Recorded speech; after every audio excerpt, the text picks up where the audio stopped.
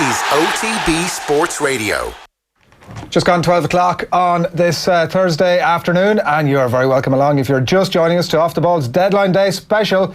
It's 17 hours of full live broadcasting for you between now and midnight, and we've had plenty of big names on the show. Brian Kerr has just left the studio, plenty more to come as well, and none more so than Stephen Doyle. Good afternoon, Adrian. I'm excited. Unfortunately, my feet aren't big enough to fill Brian Kerr's shoes. Nobody's ours. But we will do our best. You can feel rest assured on that. We did have a comment in from Seamus Gagan on Twitter who said, excellent coverage on Deadline Day, lads. Thanks all. Brian Kerr, absolute legend, and should still be deep involved in guiding the game in this country. So I think it's a note that comes up all the time when Brian Kerr's name comes up. I don't know, sort of in the traditional structure, how close something like that might. You'll always see him down at the Cammack in St Patrick's Athletic. Adrian's still there supporting his lovely Saints. So, but yeah, no, it's great to always get Brian's analysis on things, and I've done a couple of games with him in the Premier League last season, and just his analysis of football is just second to none. A mad one was how he described the potential of David Luiz for Arsenal, which was my highlight of the day so far. One absolute beautiful way to put it. We'll see what happens with that. Looks like it may still be on. We're going to bring you all the very latest and all the deadline happenings in just a few moments as well, so stay tuned for all of that. But it is myself and Stevie with you for the next couple of hours. It's such an exciting time in football. I hope they never do away with the transfer deadline. Yeah, and it did seem to go a little bit, when the market started going a bit skew-ways over the last couple of seasons, we had a few boring deadline days, didn't we? There was nothing really happening. And it just seems this season, I suppose, look, the Premier League is a wash with cash, isn't it? Yeah. It does seem as well, interestingly enough, that maybe, I was going to say, the Italian clubs seem to be coming into it again. Like we're looking at Inter Milan looking at splashing out about 70 or 80 million on Romelu Lukaku. As we already know, Juventus have a bit of money to spend there. So maybe we'll see those two clubs assert their dominance, and maybe Inter Milan can put a challenge up to Juventus this year. It'd be great to see a bit of competition in Serie A, because it's getting a little bit boring. In Spain, I suppose Real Madrid, Barcelona are always going to have a bit of cash to spend as well. But yeah, definitely we've had a little bit more excitement, I think, over the last couple of weeks and today, and I think there's going to be a few more. We've only got 5 hours left, and as you know yourself, we'll probably see a few more deals coming in after 6-7 o'clock. Well, including the London Independent saying that the Dybala deal is not dead. Okay. So we're going to find out in the next couple of hours. Now, is that Dybala to Spurs, or? That's what you assume? Yeah, look, I just thought the minute they signed Giovanni Lo Celso, I thought, this could mean that the Dybala deal isn't going to happen. I know there seems to be a bit of complication over Dybala's image rights. Yes. I've seen a couple of journalists write about this, that apparently his image rights were sold out off to a third party, which then complicates a deal going to any Premier League club. It's mad stuff. But I've seen Lo Celso play a couple of times for Betis last season. He plays in that hole, in the number 10 role, or sometimes he can be paired with a striker, but generally he will play in that hole in the number 10 role where Christian Eriksen would play. So I kind of felt that maybe because Lo Celso's going, Christian Eriksen then might definitely be moving off from Spurs. He said he wants to go, so does Pochettino want a player like that in his squad anymore? A fella who maybe has already hinted that he wants to, he said he wants to leave. And then they've got other players like Dele Alli and the likes who can play in that three behind the striker, Harry Kane, and maybe if Eriksen goes, he feels that he needs Dybala to come in there. Well, there is a similar dynamic, as viewers can see on screen as well. With from Juve's point of view, they obviously want to replace him before they let him out the gap. So there could be one of those little sort of those trickle moves that one offsets another. There was we were sort of discussing before we came in our favourite transfers of all time. My one was the one that never happened. It might be the most famous transfer of all time that ultimately never happened, and it turns out, a sort of one of those trickle moves. It was Peter Odemwingie, the people will remember, I'm sure, from a few years ago, where he left West Brom on essentially what he understood to be an absolute promise that he was going to rock up at Loftus Road in QPR. We're going to throw out the red carpet and welcome him on in, sort of Leo Messi style. The ground was going to be full of people. Anyway, he turned up in his car. Ground was shut. gates weren't opening, and the club informed him that no agreement had been reached, that they couldn't actually even let him into the club, so he had the ignominy of having to sit outside in his car with all the press outside. And he'd spoken about it afterwards and said there was some sort of a complication where I think West Brom were looking to sign Junior Hoylett, and if they'd done that, then he could have gone. But like, I mean, just the bloody embarrassment of it for me was the that stands out for me, Steve. I know there's been sort of like big deals, big money deals. Yeah, it sounds like me coming off from a late night when I was in my 20s, Adrian, you know, coming back and all the doors are shut. We've all been there. What about you? Well, Joseph, I was thinking about this, and I'm going to go right back to 1993 and I just think as an Irish football fan, when Roy Keane signed for Manchester United from Nottingham Forest, and I just remember there's been this excitement because we'd all heard about, you know, we hadn't actually seen Roy Keane play much for Nottingham Forest because at that time you wouldn't have seen a lot of games on TV, and to see him going to Manchester United with all this hype around him, Alex Ferguson seemed to be really keen on getting him in. Pardon, oh my God, I can't believe I've said that, but there was such excitement, and when he signed, it was like 3.75 million was a record at the time. This was an Irish international, a player that we all thought this could be the future, and you know, lo and behold, he was. But I just remember the excitement around that move at the time. It was excellent, and I think Keane definitely paid back United the fee and then some at that time. Plenty of comments coming in, Steve, as you can imagine, and we're going to try and bring as many of them to our audience. Hashtag OTB17. That's the one. That's the one. Get involved, and if you're watching on YouTube or Facebook, if you're listening on the Go Loud app to the fully live stream as well, we do want to hear from you on YouTube. Dude, what's that hair? Says SOJ on the YouTube. I mean, I thought I'd done a nice job on it before I can remember. Hey! You're looking well, Adrian. You're looking well. So yeah, plenty of comments coming in. You know, the ones that we can read, we will definitely read. We've had an old Gallagher reference already. You'll be astonished to hear. I'm not having that. Paul Weller's my man, Adrian. Noel's got a bit more of a Lego haircut, and he's jumped the shark. Shots fired. Carroll to Newcastle is another one as well that I know that you were Andy Carroll outside as well. So it was talking about the time he went to Liverpool, but that was a bit of a shock at the time. But there is talk he's going back to Newcastle, which would be, you know, it's a bit, yes, it's the prodigal son returning home. And listen, I always liked Andy Carroll. He is what he is. He's a you know, old school, old fashioned, powerful centre forward, good in the air. Not too bad with his feet either. He had that brilliant season with Newcastle in the Championship when he scored a rake of goals to help get them promoted. And he's dined out in it ever since. He absolutely has. And look, you know, maybe he's not the most disciplined player off the field. There was, of course, that famous season when he shacked up with Kevin Nolan and his wife just to keep him on the straight and narrow. But I just think maybe if he goes back to his hometown, he's got a fellow Geordie there and Steve Bruce managing him. You know, maybe it'll all work out for him. You know, maybe that's what he needs. Just go back to his hometown. To hand it to you, Steve. We are Zanuki Brown Ale. Not even 10 minutes old, and it's the first time I've heard anybody since Steve Bruce has gone to Newcastle say anything positive about it. So I think that's let's get off on the right foot is the message in that. Here's a bit of a flavour of what's coming up on the show between now and 2 o'clock. A packed schedule for you right throughout the day. In fact, we're going to be with you right until midnight tonight with all the very latest on the transfer comings and goings. The window itself will shut at 5 o'clock. But coming up between now and 2 o'clock, going to talk to Louise Quinn shortly. We're going to chat to her about, several things. She's had a couple of interesting transfers herself. We'll get her take on the comings and goings from Arsenal, David Luiz, particularly given Louise's position on the pitch as well, and obviously having played the World Champions last weekend, we'll get her take on all of that. So Louise is coming your way. We're going to talk to Peter Coonan, who you'll know as Frano from Love Hate, amongst other things that he's starred in, and he's a massive Liverpool fan. We had Simon Delaney a little bit earlier in the day talking about all things United, quite a passionate United supporter, Simon Delaney, and Peter definitely ticks that box from a Liverpool perspective as well, so we'll get his thoughts on everything Liverpool over the next while. Stephen Kelly, former Republic of Ireland international, is going to be with us in studio very shortly, and he's had a few interesting transfer movements himself. He sure has, yeah, absolutely. He had one deal that almost didn't go through. Because almost of a bit of a Peter Odom winging. A bit of snow. Yeah.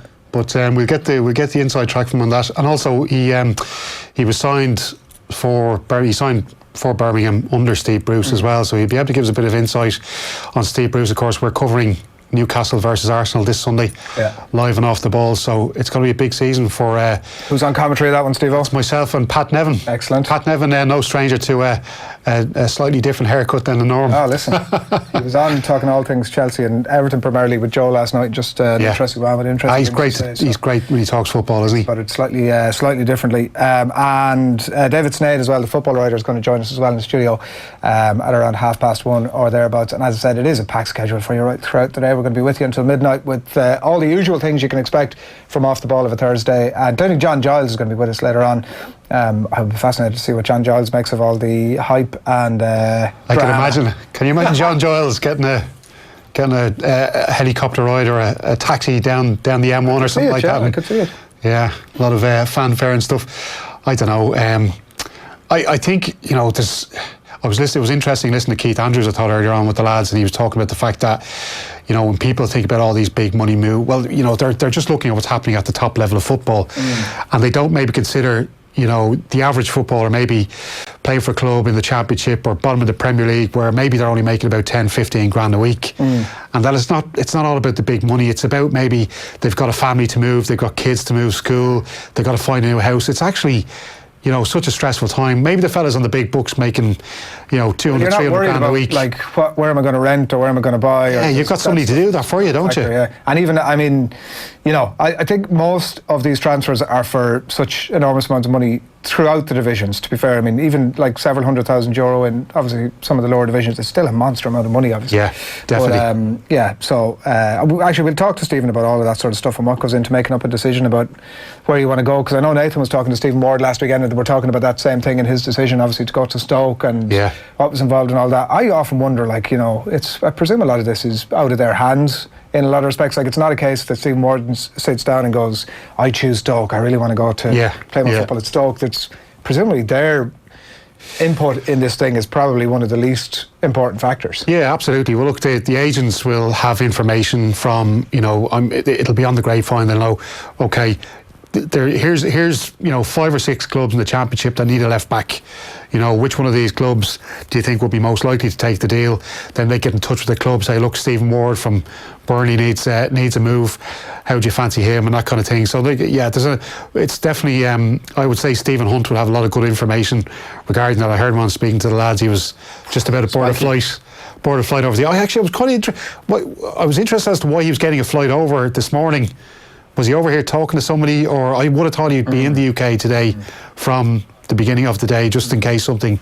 But look, I'm not too sure how. Yeah, we'll have him on a bit later on. He certainly didn't enjoy the wheeler dealer comparison. He wasn't having that. Kieran Tierney obviously is one of the deals that could go through today at some point. It looks like it might go through. Looks like it is ready. Look, Celtic were in action last night against Cluj. Actually got a good 1-1 draw in Romania in their third qualifying round game in the Champions League. The guy filling in at left back, Bolignoli, a new player at Celtic, and he had a bit of a nightmare, it's fair to say. Look, that could be just a case of him needing to settle in. We see that sometimes with players coming into Scotland or into the leagues in England, that it might take them a bit of time to settle in. But the Kieran Tierney news kind of broke during the game. I know Neil Lennon was on the record afterwards in the post-match press conference talking about he wanted the club to reinvest the whole amount of money back into the playing staff. Yeah. So we were hearing 25 million at first. Now I think it's 27 million possibly. I think that what was the sticker in the tie or in the deal was that Arsenal wanted to pay it off in instalments over a couple of years. Now that's absolute madness for a club like Celtic, because they wouldn't have access to the funds that the Premier League clubs will have. They need that money up front, and that's fair enough. So I think they're getting all that money up front, plus there will be add-ons depending on Champions League qualification.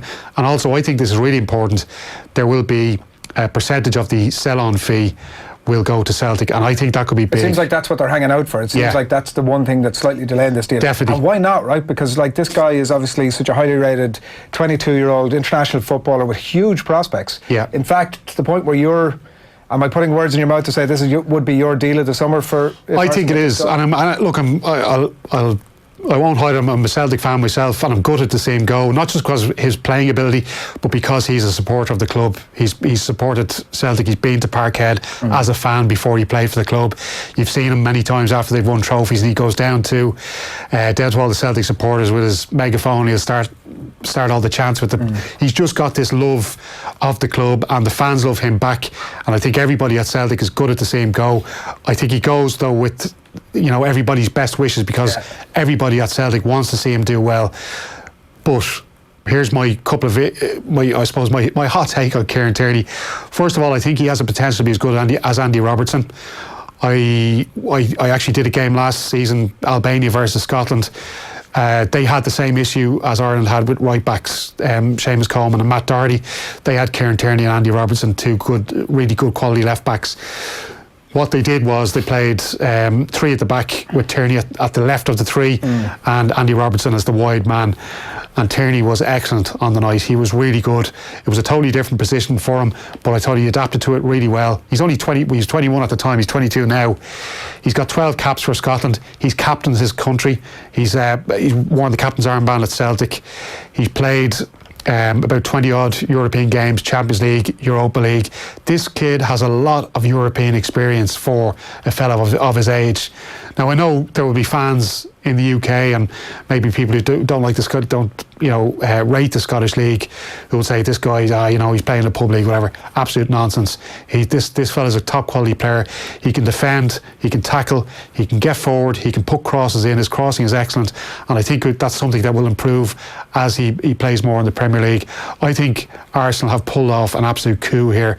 I thought Celtic should have held out for about 40 million for him, and I do think at 22 years of age, if he doesn't stay with Arsenal for the rest of his career, he is going to go for a big money transfer. I think in the next 5 to 6 years he'll be hitting his peak around then, 26, 27. I think he could definitely go for 40, 50, 60 million euro. And that's why Celtic are dead right to sort of hang on, and because there will be another transfer window coming up in 4 or 5 months, and there'll be an opportunity at that point obviously to try and make some money as well. And if he is to go with their blessing, like in 8 years' time, he'll still be just 30 years of age, and who knows what trajectory his career takes, that there's a possibility that he comes back, because he is that attached to the club. At some point when he has something to give, he could still choose to get back there. Definitely. Look, Celtic might be competing for Champions League, European Cups by that stage again. His dreams. Plenty of comments coming in about Kieran Tierney as well. No news of note at all, I have to tell Manchester United fans right now, so I think United fans are beginning to freak out a small bit. No Bruno Fernandes potentially, nor Eriksen or anyone really of note. So they got some business done early. Obviously United have made a couple of signings since, but certainly it seems in terms of late deals for United, it doesn't look like anything's going to happen on that front. We will keep you up to speed if there is anything between now and the next 4.5 hours before the window itself shuts. And David Luiz is apparently doing his Arsenal medical as we speak. This looks like a deal that's just absolutely going through. Whether it's the right deal or not will remain to be seen. We'll ask Louise Quinn about it when she's on with us shortly, but it definitely has won. You're talking about Kieran Tierney as being, and the same club here being one of the transfers of the summer. This has the potential to be the very opposite of that. It does. Arsenal, it was the one... Before, I just don't know what to think about Arsenal. I would be concerned if I was an Arsenal fan. They have quality in the attack. They've got a couple of good midfielders there, Guendouzi and Torreira. I think Torreira showed what he can do last season, but I still think he's got to show it over a full season. I think he can. I'm not saying he can't. I just think he still has to prove himself over a full season. But it's the back is the big worry. Leno in goal, he's a decent keeper. But it's the centre halves, Godwin Mustafi, Socrates. Neither of those are, I wouldn't even say Champions League quality centre halves. And you're bringing in David Luiz, who has the experience of playing there. But look, was he ever really a top class defender? He's 32 years of age now. He'll be on the decline over the next couple of years. Pat Nevin and he was talking about it last night as well. He's beginning to almost talk himself away from the ledge in terms of his love for David Luiz, and he's obviously a bit of a David Luiz, a bit of a ball player, obviously, and likes to get on it. But I don't know. it certainly hasn't got success written all over it. Like you would be hugely concerned about what might happen there. But I mean, from an Arsenal point of view, they've obviously brought in some talent. Pepe's come in, Ceballos come in, Saliba's come in. Like there is the capacity here. I would be making a case that actually this is a team that, if they can keep those players fit, and you wouldn't have been saying this at any point over the previous few seasons, that they're not going to challenge for the title. But I could see them finishing third or fourth. Well, who are they going to finish ahead of? I think Man City are going to win the title. City, Liverpool. I think City, Liverpool, Arsenal, United potentially. If those signings go the way they might, like Spurs is the one flying the ointment. Spurs are going to come second. Chelsea, I'd be surprised if Chelsea finish in the top four. I think that would be an incredible achievement. Well, for them. Chelsea. Here's the thing with Chelsea is they've actually got a good squad there still. If you look through their squad, it's actually a really good squad. They don't, they can afford to lose Louise because they've got good players in there like Rudiger and Christensen, both really good centre halves. So I think Chelsea have a really good squad, and the thing is, Frank Lampard went in first season to Derby County, a championship team, and we all know how hard it is for anybody to get out of the championship, and he got them to the playoffs in his first ever season as a manager. That was an absolutely brilliant achievement, and he's now going to be going to have a better quality of player at his disposal. I think Frank Lampard is going to surprise people. I really do think he is going to surprise people. I know he's lost Hazard, but he's got good players there in the attack. Giroud as well, a striker you can always rely on to get a few goals across the season. That's probably the biggest thing for me. They don't have that sort of striker that's going to actually bang in a hatful of goals. They'll probably have a few players that can chip in here and there, but they lost a Hazard. I genuinely think that if Lampard finishes in the top four, that will be an incredible achievement for him. I wouldn't rule it out. He's, like you say, I think he's clearly, the evidence is there now that he's at a year behind him, and he is a coach with a bright future. Yeah. It'll be a massively different thing for him to be coaching at this level. He has plenty of experience of operating at that level, obviously. Just how much of that brilliance that we saw last season he can quickly infuse into that Chelsea team. He knows the club. He knows the club inside out. He knows how it works. He'll know most of the staff there. So there's no kind of bedding in period where he needs to get to know people and the backroom staff, all that kind of thing. I know that would have changed a lot, but Lampard he's part of the furniture there. He had a little bit of a breakaway, which might have been a good thing for him, really, away from the club. I just think Frank Lampard might surprise people this season. I wouldn't be as quick to write Chelsea off now, I have to say. Celtic Warrior on YouTube is saying City first, Liverpool second, Spurs third, and then he's not sure about United or Arsenal in fourth. Listen, I think if I was a Liverpool supporter, I'd be a little bit worried this season. Mo Salah and Sadio Mane have had back-to-back summers where they played in the World Cup, Africa Cup of Nations. How long is it going to take those two to find form? Roberto Firmino didn't really hit full pelt last season. A lot of, he's going to have to have a bit to prove this season. I know they got players coming in like the Ox and that coming back, as they say, like a new signing. James Milner, how long can he keep doing what he's been doing? He's getting older and older. Now, the big thing for Liverpool is they got this FIFA Club World Cup in December to think about, from the 11th till the 22nd. That's going to be hugely disruptive to their season. And already Jurgen Klopp has been complaining about the amount of games that his players have had to play. And I'm looking at the fact that they've made no signings really of note. I know they brought in a couple of young players. I'm looking at that compared to what's happening down at Tottenham. And I just think, and as well as that, if you factor in the Champions League hangover, which I think there will be one for Liverpool, I think Tottenham are going to finish the ball. I think it's going to be Tottenham City. That'll be the battle for, with Liverpool involved to a certain extent, but I think they'll fall away, and I think it'll be Tottenham pushing City the closest. I think Liverpool's biggest challenge is their start, actually, is the big thing for me. For that very reason that you said, the Champions League hangover, and I believe the Premier League hangover as well. Like, there's been such an investment of effort into doing what they did last year. They obviously haven't refreshed the squad really in any way, shape or form, and I think the hangover from that effort is going to be probably their biggest thing. I think if they get off to a fast start, they will last the pace, but I think that's probably where some of their biggest troubles might come, because, and then they're potentially chasing it for after 10 games, they're chasing it for the season. Exactly. We shall see. Plenty of comments coming in, and do keep them coming in. We do want to hear from you, whether it's any of those top 4 predictions or transfers that you think might go through, or we were discussing a bit earlier on our favourite transfers of all time. Any of that, we want to hear from you. Pack show coming up. Louise Quinn is on the way. David Sneyd, football writer, with us from about 1:30. We're going to talk to Peter Coonan, the actor. He's a mad Liverpool fan. We'll get his thoughts on the lack of happenings at Anfield as well. So all that's coming your way. And Stephen Kelly, the former Republic of Ireland international, coming your way next. Off the ball. The Cadbury Flake McFlurry is here at McDonald's. So break out your short shorts because summer has officially begun. Soft dairy ice cream swirled with Cadbury Flake chocolate pieces and delicious chocolatey or raspberry sauce. Available until the 6th of August.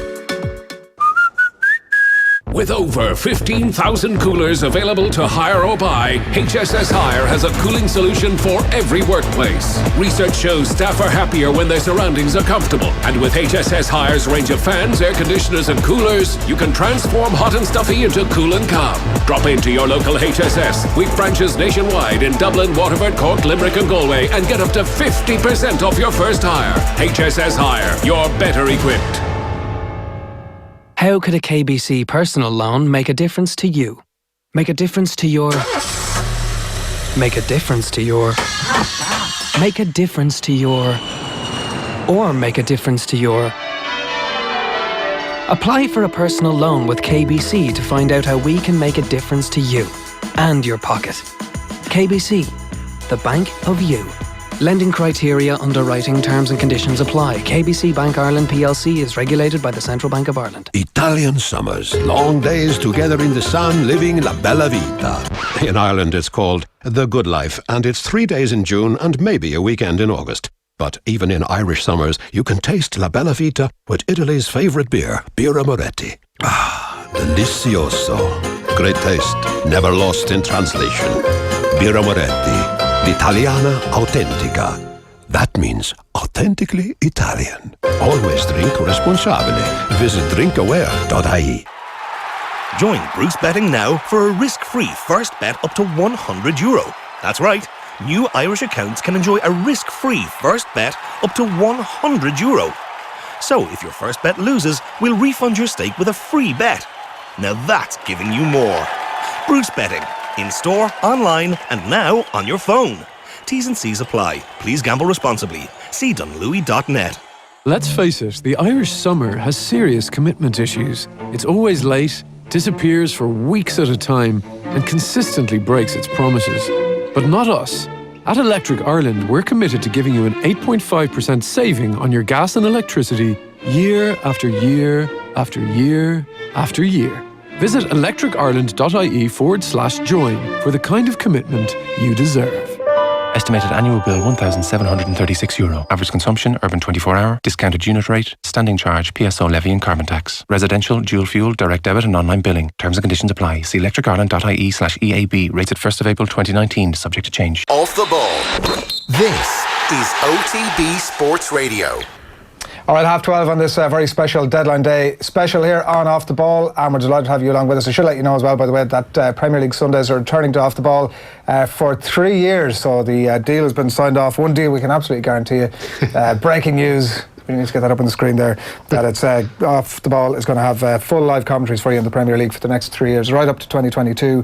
The kick-off times have changed slightly, so it means that Off the Ball is going to be now with you for an even longer show of a Sunday, 1 o'clock to 7, with all the usual voices as well. I am delighted to say that Stephen Kelly has joined us in studio. Good afternoon to you. Great, Aidan. Thanks for coming in. Yeah, delighted to be here. What's your sort of, are you... we were just discussing earlier on about some of our favourite deadline day deals, and I do understand it can be a bit marmite for people that, you know, some people love the drama and the hype around it, and others could be take it or leave it. Where do you sit? Just for comedy value, I think my favourite one would have been Peter Odemwingie. Yeah. Outside the stage. I don't know if you discussed that one, but that's exactly what's my favourite. Was it? Yeah, I did. Honestly, that was my favourite, just because he's sitting there in the parked car, just like a naughty school kid waiting to go in, hilarious. And then it didn't go through. So it seemed like he was, it looked like from the outside looking in at that point, he was just determined to push this thing through and was going to do it at all costs. But actually, he had said since that it looked he wasn't just doing it on spec, that apparently Junior Hoylett was to join West Brom, and he was actually, there was something happening. I played with him, so I played with him. I asked him about it, and he said, yeah, he said it was all done basically, and then it got pulled last second, but he was the one, he was told to go there and be in place to get ready, and he's the one that made look like a fool, even though it was the people behind that actually. That's a total nightmare, isn't it? Absolute nightmare. It's embarrassing as hell, like. Oh, you sit there in the Sky cameras getting can't wait. It's just unreal. And the club had refused to open the gates because there's been no agreement, so we can't let you in, dude. Like, it's unbelievable. Oh yeah, the ultimate embarrassment. Stoke, you played with him, was it? No, actually, he came to Rotherham last season. He came there for the last kind of 6-7 games. Yeah. He seemed like he didn't seem like some. You would see some of these players who are trying to angle for these moves, and you question their character. I think Glenn Johnson today has a right cut off.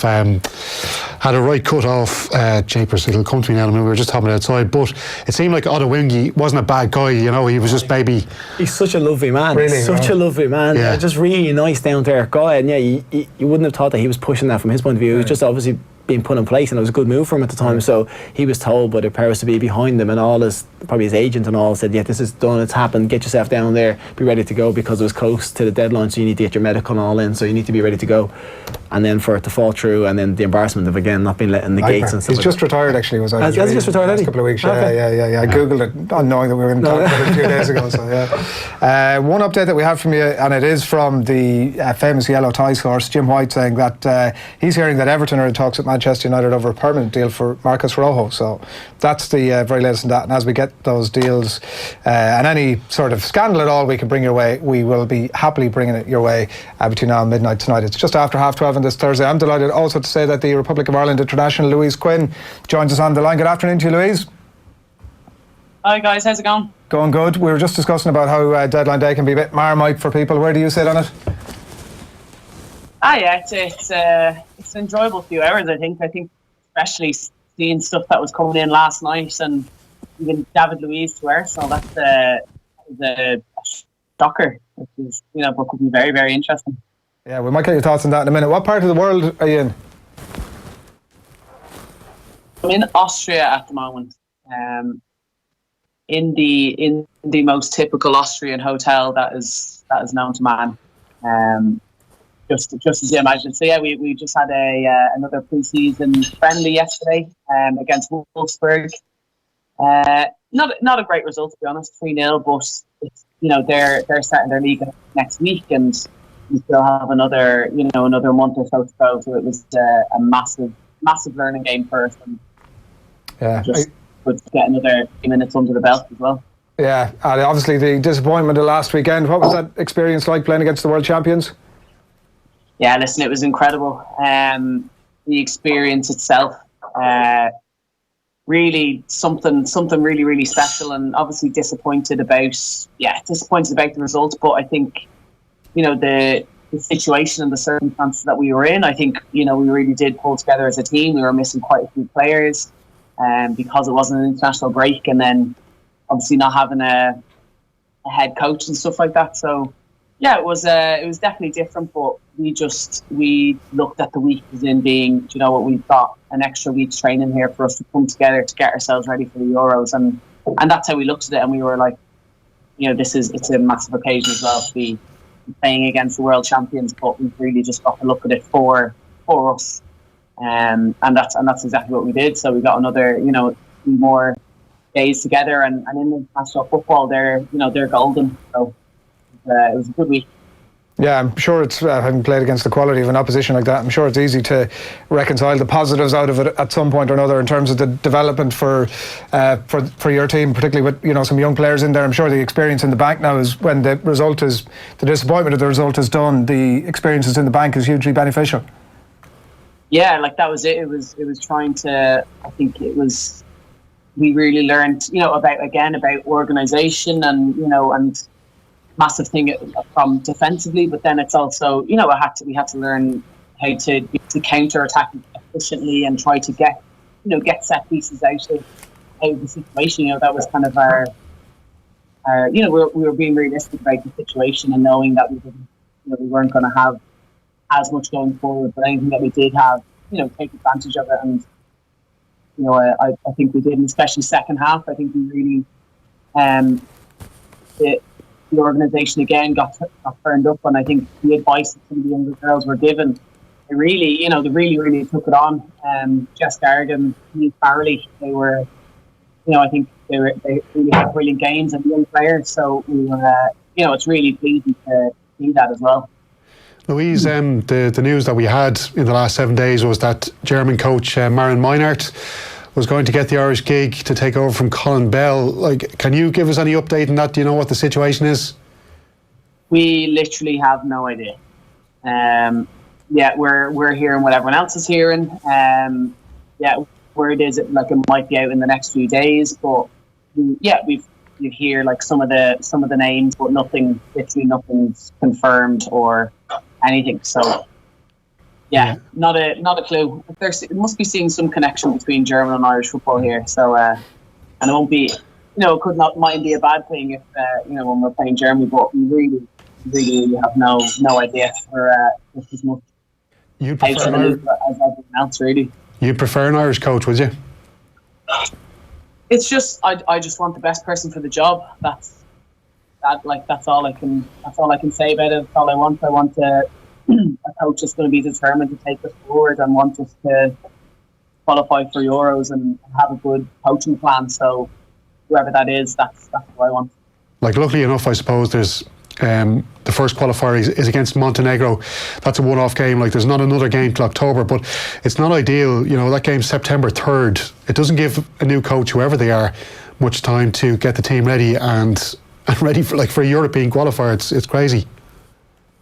Yeah, no, believe me, it is not ideal at all. But this is football, and we've got to take it as players and not let us affect us in that way. And that's also what I think the USA trip did for us. We were able to kind of, chat it out and get it out of our system. And if we had any worries or, we all just came together and just chatted it out. So now that's the thing. Once we go into this Montenegro camp, it's just going to be fresh. We're not going to be thinking of the what ifs and what could have been and what has happened. It's now whoever the new coach that comes in. We're just going to concentrate on them and just concentrate on the Euros, and that's it.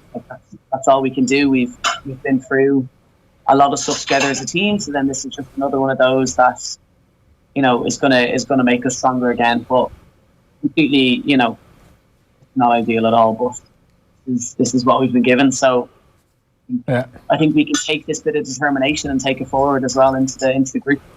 Do you think it's important that whoever comes in has a similar philosophy so that you can kind of just continue on with the progression you've been making, or if someone's going to come in and change it and rip up what you've done before? Do you think it's important that you just have a bit more continuity so that when you go forward it's similar to what you've been doing? Yeah, I guess so. And I like Colin had a great footballing brain, you know what I mean? And he got it from order. He was a winner. He had structure. So yeah, so just kind of course you want more of that, and some of that is just really kind of basic as well. So of course you want them to kind of be able to come in, but you want their mark, and I'm sure whoever it is, I'm sure they've watched a lot of games and have done their research, and I'm sure they're going to come into the job knowing that it is a difficult one. But yeah, it's gonna, at the end of the day, it's also up to us as the individuals to make sure that we're at our peak as well. And a lot of us are going through pre-season, so by the time that game comes around, I think we'll have good legs in us and a fresh mind going into it. Louise, I know you need to get away in the next couple of minutes, so shout if at any point here you need to jump. David Louise, you mentioned at the top there's been, with Brian Kieran earlier on, he was saying it was a bit of a mad one. What's your take on, it looks like he's having a medical at Arsenal now, it seems like it's going to happen. Yeah, I think it was just a bit of a surprise. I just saw it on Twitter last night, and just very unexpected. But I think he's a great character to have in a team, and a personality and experience, and hopefully he just kind of take like the role by the scruff of the neck. I think we need a central defender like that, and the fact that Koscielny's gone, you really need someone experienced to fill in that place. And obviously I see something in him. So when he's good, he's really, really good. So it's just kind of trying to, I think, rein him in stages. But I think it's definitely something that we need patching up as parts of the back line, and so that's what he's trying to do. And it's not easy when your captain goes, but it was that'd be interesting. Yeah, and in those circumstances as well. Listen, I know you got to go. We've loads more that we want to talk to you about, so hopefully we can get you back on maybe before the season kicks off in about a month's time, because so much interest around the Premier League teams with Irish players that we want to get your thoughts on. So hopefully we can do that before the season kicks off in a month. But Louise, thanks a million for taking the call today. Brilliant, thanks guys. Talk to you soon. Louise Quinn on the line there from Austria, she said, and it's about a month before Arsenal kick off the defence of their title, and there's so many Irish players around the grounds, and it's beginning to get a bit of profile in a way that it kind of needs to now to kick on. There's Kieran obviously at West Ham, and other players at Chelsea and some of the other clubs. Katie McCabe at Arsenal as well. Exactly, and players that Niamh Fahey went to Liverpool. Megan Campbell, Man City. As captain, exactly, back from injury. So there's this interest, and it is trying to hook people's interest. And I was looking as well, it's on the games are going to be streamed now free to air on the FA website, so we will actually have which is kind of the key to this thing, the access to be able to see these players and these teams play, because it's the only way to actually properly engender an interest in it. Yeah, grow the league and get people interested in it, and see people starting from grassroots level, because when you see something happening, then it makes you want to do. So girls starting off will encourage them to start playing at a younger age as well, so it's so important. But the push this summer to get the World Cup on TV was fantastic, and there's so many games there that's only going to be a huge benefit to the league. Yeah, definitely. And Katie McCabe last season scored a couple of absolute cracking goals for Arsenal, and a couple of the videos went viral over the season, which is great to see. And I'm actually, I grew up in Kilmainham myself, out in Tala, and there was a couple of somebody did a bit of artwork on one of the electricity boxes out in Kilmainham with Katie McCabe painted it all across, and just little things like that where maybe young girls living in the area see something like that, and here they have one of their own hero of theirs playing so well for a Premier League club in the UK. I just think it's the more we see those names getting publicity and getting highlighted like that, and seeing the games on the FA website, it's going to be great. Lit Bravo on YouTube says Jones and Smalling to Shrewsbury Town for a bag of footballs. Where they sit on that particular discussion. The David Luiz one, Stephen, for you, it's definitely one that's getting a lot of chat. As I mentioned, Brian Kerr was saying a bit of a mad one earlier on. Yeah, it could end up in bad business, couldn't it? It could be really bad for him. On his day, he can be a fantastic footballer. He's great in the ball. He can be tenacious. He can be a good defender. He has all the attributes. It's just he's capable of doing some crazy things, which we've seen throughout the season, and that's not what Arsenal need. Arsenal need to get some solidity in the defence. They needed to have a leader come in that was going to take them by the reins and bring them forward and make the back four hard to beat and hard to play against, which is David Luiz going to do that. He has the capability to do it because he's vocal and he's passionate, but in the sense that he's just erratic. You don't know what you're going to get. You don't know what you're going to get. And a club that needs, the one thing it needs is consistency. Absolutely. They need a defender that's going to be an 8 out of 10 every week for them, and that they can build people around the full-backs. If you've got Tierney going to go in there now, he's a young player coming in, they need good influences around them as well so that they can improve. It just seems like such a strange one, and it seems like it's done obviously last minute with Koscielny going, and that's obviously left a lot of bad taste with the way that went about with the jersey and stuff and all, which I think is so disrespectful for a club he was captain of. But for Arsenal's point of view, the defence has been a big factor for them the last few years, and they haven't seemed to solve, and I don't think this is going to solve it either. Just on that, Stephen, how important is it, because as a full-back yourself, how important is it to have a couple of steady centre halves in there inside you? Can you, if you have somebody in there that maybe you don't trust, does it affect your own game? Yeah, completely. If you, especially the way you play football now, and with the fullbacks being so information going forward. When I started off at Tottenham, I had Ledley King beside me, so I knew that I could go forward as often as I wanted, whenever I wanted, because he was capable of covering that space and pulling. Ledley wouldn't have been the most vocal person, but his level of performance was so high all the time. You just felt so comfortable being able to leave that space and maybe take slightly more risks than what you would if someone. Whereas if you're playing beside certain players, as I got on in my career, I felt like maybe I had to babysit the centre back a little bit and cover him more so than him covering me, and I had to very much focus on the defensive side of things, and that would have stifled my ability to get forward, because I would have felt that if I leave too much of a space, they're not going to be able to cover it, or they're not going to be able to fill in when I go. So yeah, it totally changes your game and how you play. And the manager, for him, like David Luiz is capable of doing all these things. It's just how do you get him to do it consistently? That's the issue everybody's had to have him.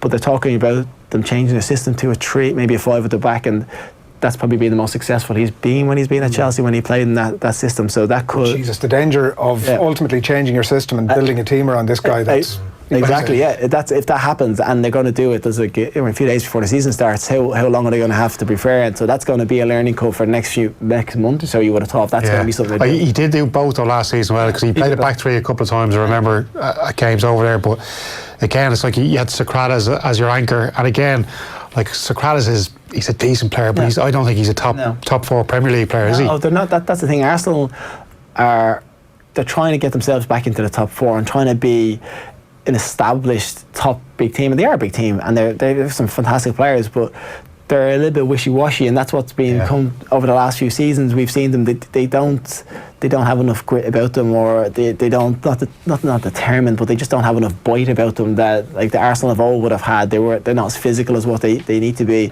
and as a team they can get bullied and pushed over slightly. So for them going forward, you would have thought that would have been like they've signed some good players. Pepe, I think, is going to be a very good player. He looks like he's got a lot, and his like in France he was, I think, second in the scoring chart aside of Mbappe. So he's got goals in him, and he's quick and he's strong, and he's going to offer a lot going forward. But you still have to stop the goals going in at the back if you want to have a successful season. Yeah, I've actually got Newcastle Arsenal on Sunday, and I'm just thinking we could. Arsenal games could produce a lot of goals. Oh yeah, absolutely, both ends of the field. Both ends of the field, yeah, and that's going to be for Newcastle as well with Steve Bruce going in there. Like that's completely changed everything. Like he's a homegrown lad, but it's the upheaval with Benitez gone, the fans, the disgruntlement between them, and it's just there's so much happening in the Premiership that even like from the board type of view that's causing problems at clubs. It's fascinating, especially when it starts now, and the pressure is going to be on the team again. Do you hate Arsenal? It's like going to ruin my media career. Just lob a grenade in there, Adrian. when you're in Tottenham in the 16s and you go to play Arsenal in the 16s, it is beaten into you. Do not lose this game. Yeah. Like you cannot lose against these. Them, like your local rivals, them West Ham were like absolute grudge matches. Like you go into them like so fired up, and the only game on their age that the manager really cared about not losing or winning. So yeah, you grow to, and then you'd probably, because the players in the team, you'd be like thinking, you'd get this taste for them growing up and stuff and all. So, and then as you get older, you start playing them. But like, unfortunately, fortunately to some extent, I got to play against the Invincibles. So, like, it was great to admire them, but then they did win the league at Wales. I hold that a little bit. We played quite well actually, and we came back. We drew 2-2, so they didn't beat us there. But it was just that was the day they won it, was it? Yeah, they won it. Yeah. What was that? What was the Tottenham dressing room like after? Where you just get off the pitch and just which fair we were to come back because they were so good, and we were obviously nowhere near that level that they were producing week in week out, and the players they had, like Tottenham, we were probably a top 6, top 7 team. We weren't doing what Tottenham were doing now. We did progress and we got to become a top 4 team, but then it was more just don't get beat by them, and the fact that we didn't lose was a bonus. But for them to win the league at Ware Lane that's something that's probably going to be remembered not too fondly by Tottenham fans. Yeah, I'm absolutely sure of that. Talk to us a little bit about, with the day that's in it, obviously your own transfers, and I know that it might have been this day last year, you sat here with Keith and Joe and you talked about the snow.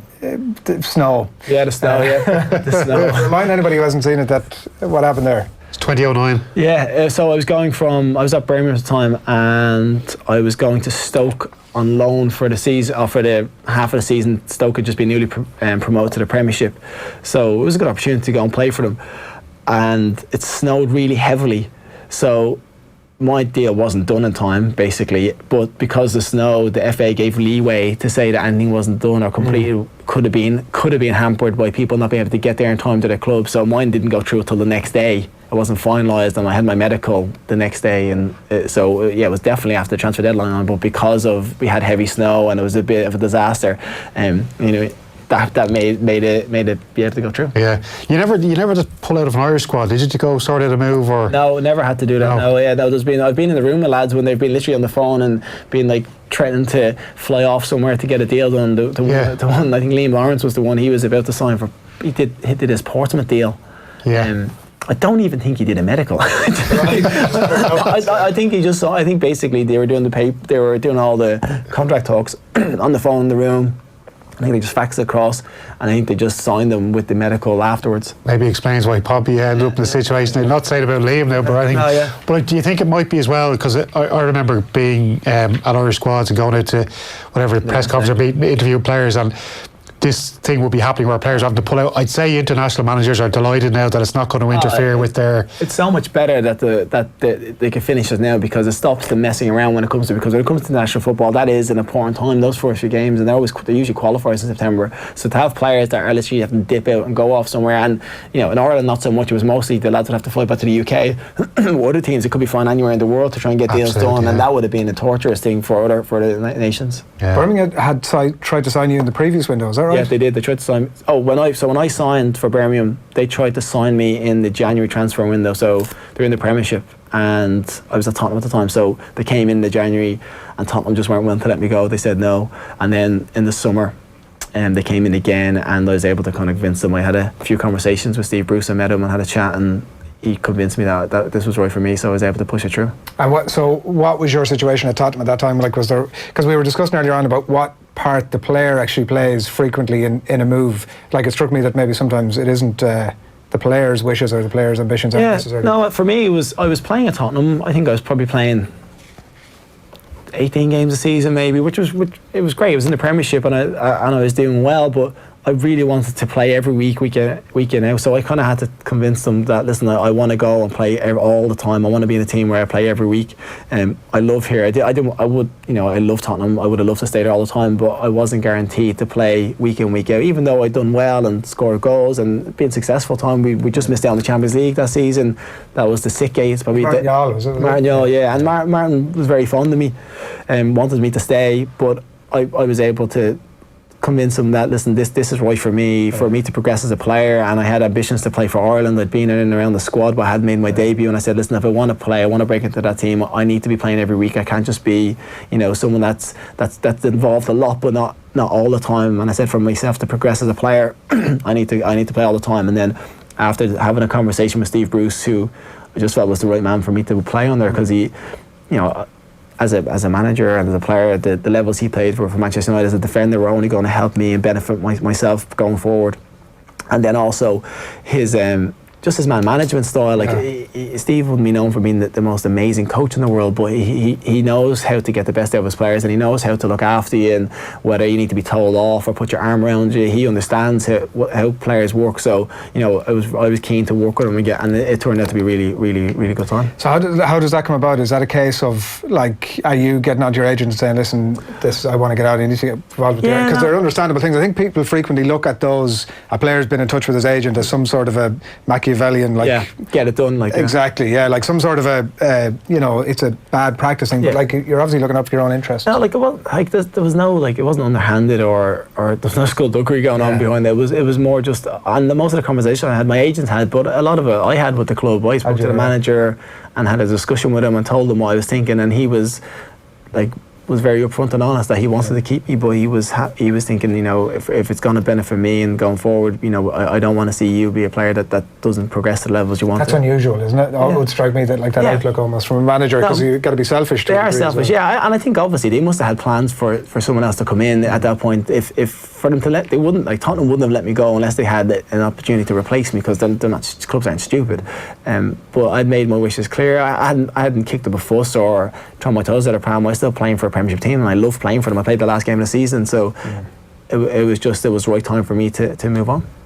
You said about Martin Yall had a bit of a soft spot for you. He signed you again, didn't he? At Fulham? Well, actually, he actually came in after. So he came in it was Roy Hodgson signed me, then Mark Hughes for a season, and then Martin Yole came in the third season. So you got plenty of games under him at Fulham, I remember. I played all the time from again, he came in, and again, he liked me, and he knew what I was capable of, and it's always nice when you have a manager that has faith and trust in you. So he played me pretty much every week, and that was building up to the Euro, so I had a very good season. I signed a new contract in that term as well, so it was a great time at the club, and we were in Europe, so that was going well. But it's just, football is funny because everybody will have managers that they hated working with, and it's probably because they didn't play. Yeah. Realistically, that's what it comes down to. If a manager doesn't play you, then you probably think they're the worst person in the world. Where realistically, if you could actually take yourself and step away from it, you'd realise that they're probably not that bad a person. It's just they don't think they're doing something that they feel is better for the team. And if that doesn't include you, you're going to be completely disgruntled about it and annoyed. And everybody will have managers that they love because they played under, and that's the way the world works, isn't it? You get some managers that will like you or like your style or like how you play, and other managers will not like it, and that's just it's their opinion, and it's unfortunate that somebody will have that they say is so important that they can have that opinion. Keith was on earlier on, Keith Andrews, and he was talking about some of the young Irish forwards that are some big name clubs now, and he was kind of talking about the opportunity for them. Like he actually wasn't a thought I'd had before or heard before that, you know, some of these players are on the brink of breaking into some big teams, and that's actually the most difficult spot because they're going to end up travelling the length and breadth of the country. They're probably not going to get much game time as much as if they went out on loan. You were 23, I think, when that Birmingham move came around, so you were probably, you'd been whatever it was, 7 or 8 years at Tottenham, and you were comfortable enough at that point to be able to say, look, I actually know what's best for me. But it's difficult for some of these kids who are like 18, 19, 20 to know, I suppose, the two aspects of it, to know what's the best thing for them and then actually to be able to act on it must be tough. It's hard. So again, when I first got on the Tottenham team, I was 18 when I started getting into the squads and joining training with the first team and being involved a bit. But then I went down on loan, and the loan system benefited me no end. It was amazing. Like, I went to Southend first of all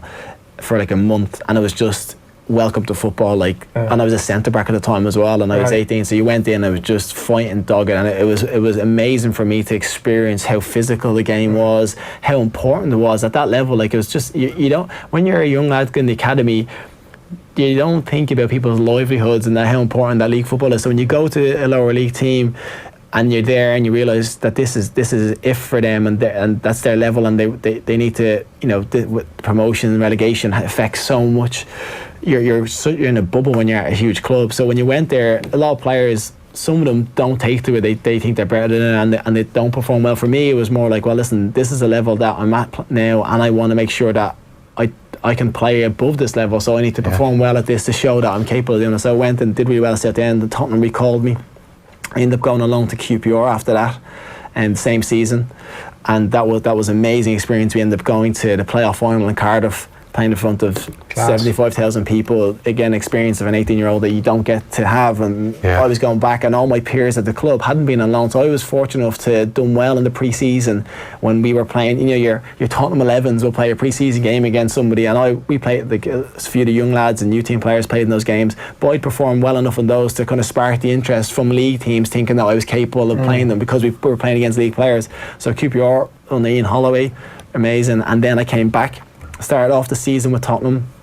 It was going really well. We went to South Africa pre-season. It was Glenn Hoddle. I was training with the first team, in and out, been on the bench a couple of times in the squad. And then the loan move, which I think is disappointing now, that the lads can't go on loan because the window ends today, whereas you could go on loan throughout the season, which was a huge benefit, because after 5 or 6 weeks into the season, the club could decide, listen, you might not going to play, you can go now, whereas that can't happen now for the young lads. So for me, I went to Watford.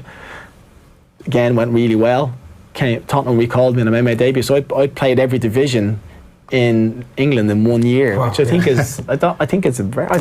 I think not many people have done it. I don't think so. Every division in one year. I made my debut for Tottenham on the 28th of December, and then that was it. I was in the Tottenham first team. But I literally went every league up one at a time, and I could see the jump in quality, the jump in style, the jump in pace, physicality, and it totally benefited me because I was able to take this all on board and then make my debut for Tottenham. So for young players not to get that experience now because teams don't want to let them go, or they can't get out because like I said, it's a difficult time where you're on the cusp of it, but the club are like, no, listen, we need you to be here because there's a chance you could play, or if we let you go, we can't recall you. That's very difficult. And with the window, with the championship window closing now, I know you can still go to League 2 and League 1, but with the championship window closing at the same time and the loan market closing, I think that's a difficult thing, because clubs are more likely to probably hold on to their players than letting them go for like a 6-month period. Yeah, particularly with talent like that you don't know, because I mean there's obviously a bunch of Irish players, exactly, and like that's one that everybody's looking at that's really interested. He's got a huge amount of game time obviously pre-season. Is he going to try hard? Is he going to get in there and get about it? You would think that with them letting Llorente go and with not really replacing him in the sense of it, and they don't have another 9 like Harry Kane, apart from Troy. Realistically, they've other players like Son, who's been obviously amazing when he plays and he's unbelievable for them, and then Moore, who's come in and done really well. But in the sense of what type of player, an identical replacement for Harry Kane, they don't really have that. And obviously Troy is the one that they seem to be. Anytime Kane has gone off, he's replaced him. Well, not anytime, but a lot through pre-season, he's replaced him, and he's come on and done well and got a lot of game time. So I doubt I have not seen anything being linked to him being able to go, and so I can't imagine them letting him go now. So the next few months from now till January is the time where it's going to be decided. Crunch time. So he's either going to get given game time. Kane might get an injury, he could get in the squad. What would you do if you're him? Do you hang around and get 10-15 games off the bench, or get out? I think now he needs to stay, because he hasn't established himself. It's different. Like when I wanted to leave Tottenham, or when I went alone, I was close to it, but I knew I wasn't in it. But then when I came back, I was in the team and I knew I was fighting for a place in the team, which is different. If he feels like he's fighting for a place in that team, he should at least try and stay until January. If he in any way feels like that he's not going to be in the starting lineup, or not going to be in the squad or on the bench or even around it, then that's when he needs to go on loan, because it's an important time to be playing regular football for him as well, just for him to develop and to see if he's capable of playing against that level. Like 23s underage football is not comparable to playing men's football or playing senior level in any stretch of imagination. So to be able to test yourself, you need to be able to play it. He's obviously done in training, proved himself that he's capable of keeping with these guys all the time. And Pochettino's got an eye for talent, so he's watching him and feeling that he's someone that we're probably going to use, because otherwise I think Tottenham probably would have tried to let him go on loan to progress his career for them, for their own benefits. He is still just 17, and I know we did a thing with Robbie Keane there not so long ago out in Crumlin Children's Hospital, and he was basically making the point, we can't put too much pressure on this kid. Like, he is only starting off. I suppose allied to that though is the fact that Ireland are in desperate need for strikers. We have no goal scorers in the Irish team. No, we're crying out, like obviously since the absence of Robbie, we're crying out for someone to score goals, and we just want for someone to come through. But again, to put that much pressure on a 7-year-old who hasn't actually kicked the ball in senior football yet, it'd be crazy of us. We need to let him find his feet and see that if he's capable of doing it, if he has what it takes to step up to that level. We're all hoping he can, we're all wishing that he can do it, and I'm sure everybody in the country is behind them to try and help him along the way. But that is a lot of pressure for one player that's never kicked the ball at a senior level to be under, and I'm hoping that he is being nurtured, and I know the way Tottenham treat their academy players and how they bring them along, because I said I've been there and I've done it, that they will be doing it in the best way possible to nurture him and get him to a level that he's capable of playing at. Robbie went and had a meeting with him, and he sat down, had lunch with him at Spurs. What kind of advice do you think Robbie would have been getting? Like, you would have played with Robbie, and I'm sure you would have got a bit of advice from playing international. Robbie came to Tottenham, and obviously, so when I was in around the first team when Robbie signed, and I played a few games. So he was an experienced player at the time. He was still young, but he'd been around. He travelled. He'd been to Leeds and into Milan and these places. So, the experience he will have, and especially as centre forward and playing for Tottenham, there's probably no one better place to give Troy information or advice to what he can do and how to achieve it. I think they're different types of players in the sense. So they won't be. I don't think he's going to try and emulate Robbie in that way. But it's just, I think for him, he seems to have a good head this year. I said I've not met him, but obviously being a Belfast man myself, I know the people there, and they speak very highly of him and his attributes and his kind of his mental side, the strength he has as well, which is highly, which they think is very good. So I don't think it will faze him. I think Robbie would have given him some great advice on how to make it and try and knock down the door of Tottenham, and how to endear yourself to the fans as well, which is important.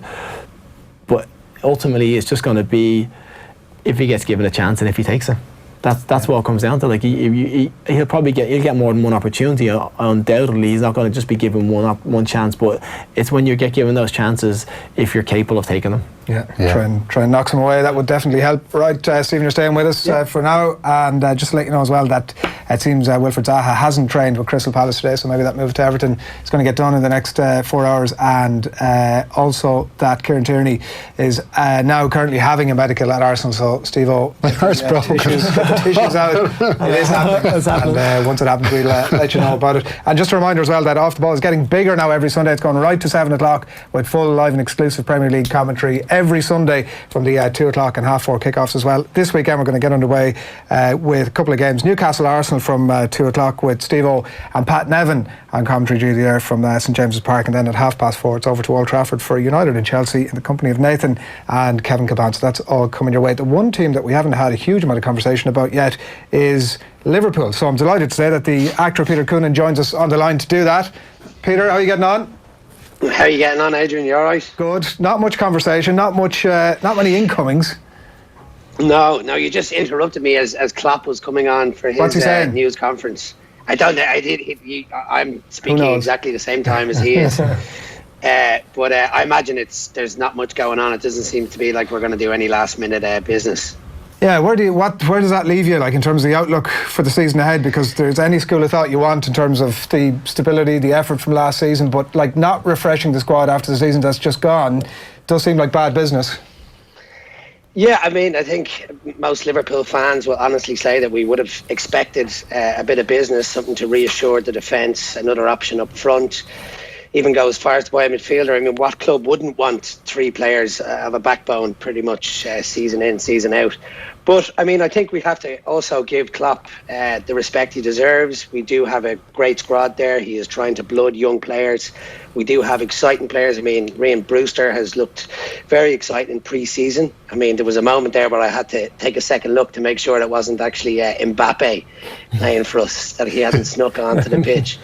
But I think, he's someone to look out for. It's a lot of weight to put on a young guy's shoulder to expect him to bring between 10 and 15 goals a season in all competitions even. But, I mean, the African Nations Cup is going to affect us. The Copa America is going to affect us. Last season will affect us. Like a bit of an injection into the squad might have helped. But I still think we have a good base from last year. We did incredibly well.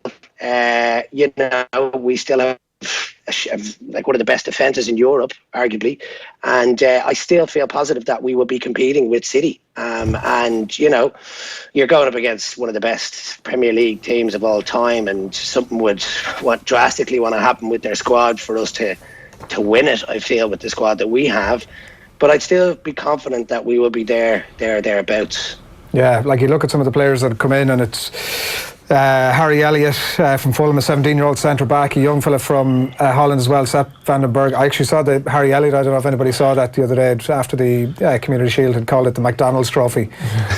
Which I'm sure endeared him to Liverpool fans. Well, I mean, he said a few things, hasn't he? He's been outspoken since he arrived at Anfield. But listen, he's young, he's got a lot to learn.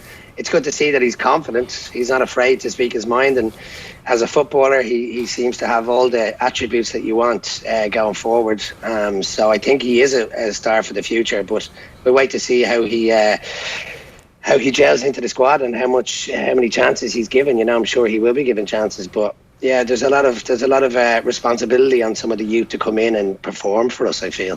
Peter, I suppose last season's success was built mainly on the fact that Liverpool didn't concede many goals. We know they had, I'm not saying they had problems up front, but maybe Salah probably didn't click as much as he did the season before that. Firmino mightn't have played 100% throughout the whole season, but the key was that Liverpool, their defence last season was just absolutely immaculate.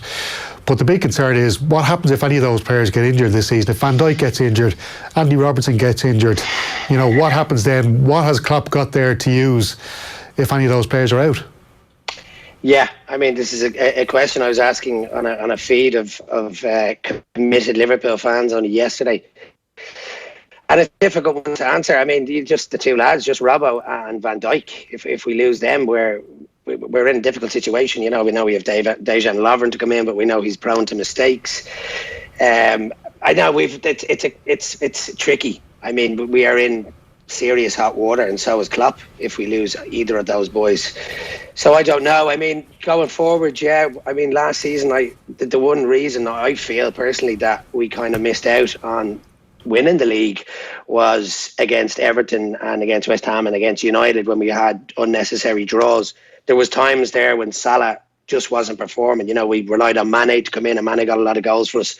But to have another option up front at that time would have been huge for us, I feel. And, you know, when the goals aren't coming from somewhere, you need other options. And sometimes we just didn't have it, especially in that period. But defensively, yeah, I mean, I don't have a solution to that. I don't have a solution. I'm getting a text from a Man United fan going, making your excuses already. So get them in early. That's the best outlook for the season. But Stephen, what do you like in terms of Liverpool in the season ahead and the impact of they put so much into trying to achieve what they did last season and not sort of bolstering, particularly in midfield. It would have struck me as, you know, you're looking to James Milner, who's an ageing player, to perform again. Jordan Henderson is playing at a good level, but he needs to maintain that. Yeah, you would think the levels that they played the last season, that they were so high, can they sustain that? Can they maintain that for this season? And that's going to be question marks whether or not they can. So for them going forward, you would have thought they would have bolstered in a couple of areas, just whether to create more competition for places that you would have expected them to. Like, you're looking now, even like Man U are doing everything they can to try and make the players feel under a bit of threat, and then Man City have just brought in the players that they feel need to improve their squad. So for Liverpool not to have brought someone in, I'm sure the financials was not an issue. It was just I'm not sure Klopp had targets that he was able to get, the right person. Yeah, like the one that I would say, if Sessegnon goes to Tottenham, if I was Liverpool, I'd be doing everything I can to get Danny Rose in that door as a cover or someone to compete with Robertson, because I think Danny Rose is a smashing left back, and if he used to go to Watford, I think it'd be a waste of a top 6 team not taking him on. Joe Bryan was a fellow I was thinking of, Fulham. Yeah. I saw him a couple of times with Fulham last season. Now he's not the quality of Andy Robertson, but I just thought as a stopgap, he gets forward, he puts in good crosses for Fulham. Now I think Fulham are trying to keep most of their squad together to try and get straight back up, but I thought Joe Bryan might have been a good cut price, a bargain buy for Liverpool. But they need to have a bargain buy. Financially, they shouldn't need to be getting a bargain buy. They should be able to bring in. They should be financially stable enough to bring in players that actually can compete or push for a starting 11 berth, which you would have thought that they would have done. Do you get over much, Peter? Yeah, I was over. I've got kids now, so I don't get over as much as I used to. But like, I was over at the Porto Champions League game last year, which was a great night. Champions Leagues are, if you can get over it, that's kind of the one I tried to focus on because the atmosphere is incredible. But I totally agree. I totally agree with what Stephen was saying. Danny Rose would have been a steal, like in this market at 20 million. And it would have been serious competition for Robbo. But yeah, I mean, midfield as well, like you said, Hendo. I was someone who wasn't a massive fan of Hendo before Christmas, and felt that, if you look back at some of the midfielders we've had, like Alonso, and we've always been trying to replace Alonso, and you wonder, has he got the ability to keep the game going as quick, to think as quick? But the second half of the season, he proved that when he was put on the bench, that his dedication and will to get in that team was quite phenomenal, really, and played above and beyond his I wouldn't say his ability, but what we're used to. But it's going to be a challenge. I mean, you look at the squad, the team. What team are we going to put out tomorrow night?